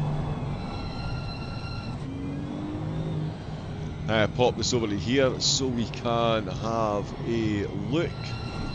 And yeah, confirmation, Lian and Nitro first 1-2, Veloci in second, Dynamics in 4th place with Williams in 5th, Makovkin and Crazy Fly in 6th, Panfirov in 6th position, Campaniella for Visceral in 8th, Gladius and Team Jardi rounding out the top 10. LFM got themselves a 21st place there. We will get a full rundown of the results. Boothby and the team, after a cruel disconnection, find themselves down in 25th, but good to see the dedication. Still lots to play for. There we go, let's get rid of that. So yeah, they did come out and make their way right to the end. Brabham got themselves 17th in that one. Let me just see.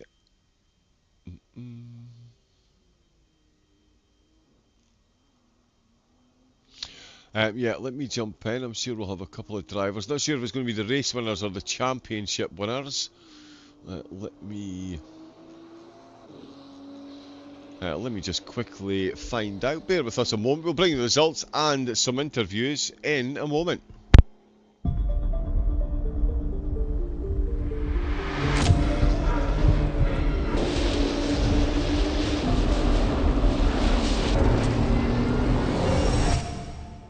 The stage is set, and the final chapter of the Lian International Endurance Series is about to begin. 2 gripping 3-hour races at the iconic Monza circuit. Behind the wheel, the Porsche 911 GT2 RS. But there's a twist. The weather is anyone's guess. With random conditions throughout each race, the drivers will have to react, adapt, and survive. This isn't just a race, it's a test of endurance, a test of bravery. To the occasion in the final showdown. You won't want to miss this. Stay tuned and watch the action unfold.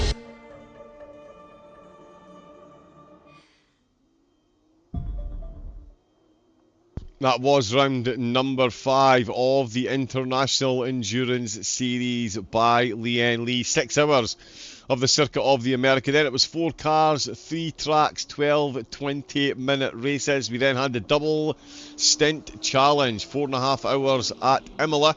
Restricted stint times, and 2 stints must had to be performed by each driver. Then it was 4 hours of the Nürburgring in the dry, the Nordschleife in the wet with the top 15 reverse, and of course today 3 hours of Monza in the GT2 RS with a randomness through the roof, and race 2 full reverse grid. The drivers, of course, driving for the incredible €15,000 prize pool. The top 2 spots already decided. It will be Team Nitro taking home €3,200 and Be Alien by Nitro Concept bringing home 2,200. Third place, very much still to be decided. My very basic math tells me there is Visceral Esports that have taken the top spot. There is the full results from race 2. Be Alien by Nitro again. The second half of the season, they have absolutely dominated and brought home so many race wins. I'm sure their sister car more than happy to see the end of the championship.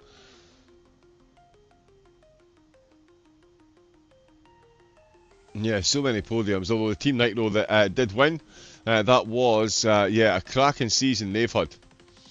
To say the least, clearly they're going to finish very much ahead of everyone else and bring home that incredible prize money.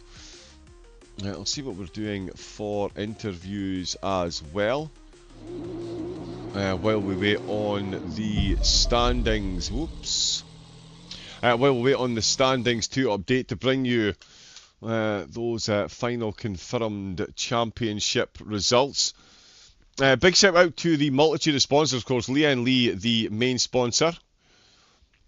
Just waiting on this to update. We've also, of course, been sponsored by Monza, Camus, Acetec SimSports, CaseKing.de and Nitro Concept themselves sponsoring the event as well. Huisigveld and VRS also on the sponsorship as well. So huge thank you to all these companies that support our beloved sim racing. Absolutely love to see it. And some discount codes in the chat as well. If you use the code IES7, you get 7% discount on Camus, VRS, Nitro Concepts, Monza Racing, Acetec, Huisigveld, all at the caseking.de/sim racing. So make sure you get yourself over there where you can pick up a bargain and get it at a discounted price. Let's bring up some of these highlights.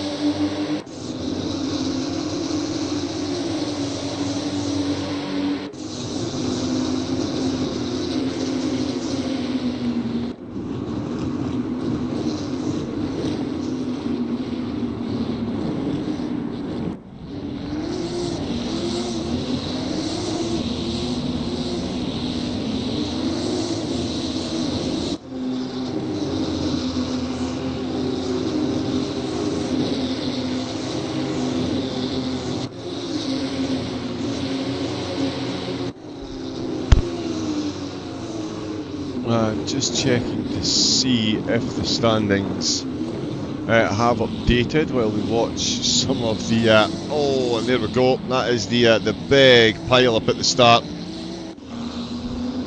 Wow, Monza in the wet.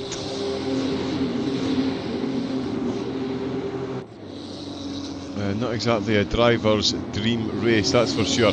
And yet the results are in, and it is visceral. Wow. Okay, so let's go to the full results page. We'll come back to the highlights afterwards. But yeah, there it is, confirmation. Of course, Team Nitro and Be Alien by Nitro Concept bringing home the bacon, 1,055 points and 1,018 respectively. But Visceral, right at the end, jump past BS Plus competition by 10 points. And in fact, Williams get past BS Plus by a point. 1 point between those two teams after 17 races. Does it get any closer than that? Gladius finished in 6th with Oplight in 7th. Jardia's community team got themselves up to 8 with Gladius, their 204 car, finishing in 9th. Veloce got 10th with Crazy Fly Racing in 11th. 255 competition, the 255 car, finishing in 12th place with Visceral LFM and Ragioli rounding out the top 15. Gladius, BLA Academy, LFM Esports, G League and Team Racing Point will all be taking home cash prizes as well. As you can see, paid all the way down to 20th, but it will be Team Nitro that take home €3,200. It'll be Alien by Nitro Concepts with €2,200, and in third it is Visceral, bringing home that €1,600. So huge congratulations to all the teams finishing in the top 20, and indeed congratulations to all of the teams all the way through the championship. It was an absolute cracker. As we get ourselves some results on screen. Sorry, a bit clunky, but there we go. So there is the final results with some highlights as well. We'll even move that so we can see the drivers' names. Perfect. So there we go. Doesn't look like anyone is jumping in the commentary box. They're all too busy celebrating. It's been a very long day, the 2 3-hour races. The drivers kept firmly on their toes. On a personal note, it's been an absolute pleasure providing over this, the absolute pinnacle of driving on ACC. It can only be found at LFM. So make sure you get signed up to the LFM website. And of course,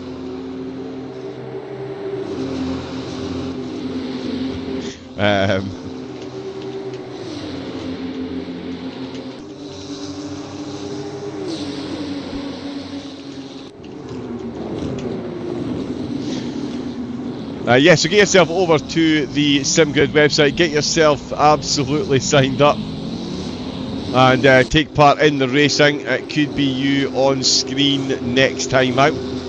Thank you to everyone that's been in the chat as well, keeping myself, Christian and all the other commentators throughout the series more than company, and big thanks to everyone that's put on the follows today as well. It's been an absolutely cracking event with some great tracks, great single make races as well, to really keep the drivers and the viewers on their toes right to the end. I don't imagine it'll be long before we're doing it all again.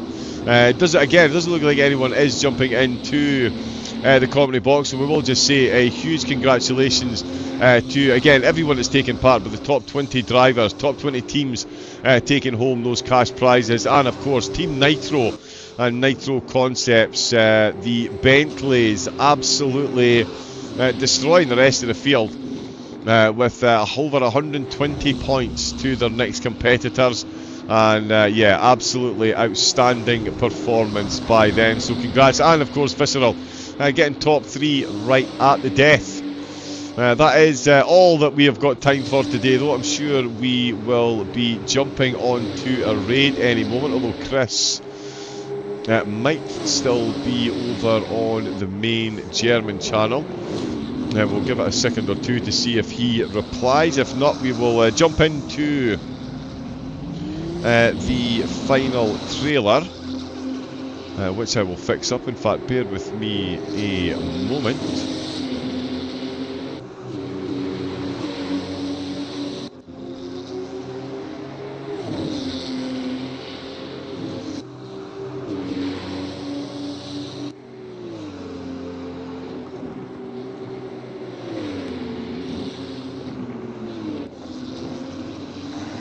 No, it doesn't look like we're getting a raid, so I will let everyone go off and enjoy their Sunday dinners. Again, thank you to the sponsors, thank you to LFM for putting it on, Thanks to everyone that's been in the commentary box. It's been an absolute season to remember, all on Twitch and YouTube. And huge thanks to everyone that's following and subscribing on the LFM Twitch and YouTube channel, and to all the other channels that are watching as well. We will leave you with the trailer to say goodbye, but we will be back soon enough, so keep tuned in to the channels. But until next time, stay safe, take it easy, and have a great rest of your night. Good night. Introducing the International Endurance Series by Low Fuel Motorsport. Teams will compete for a total prize money of €15,000 over the course of 5 unique endurance events. In each event, teams will face a different challenge: rarely driven cars, dynamic weather conditions, stretching tire life, or reversed grids. Teams will have to be adaptive to come out on top of their competitors and claim victory in the International Endurance Series by Low Fuel Motorsport.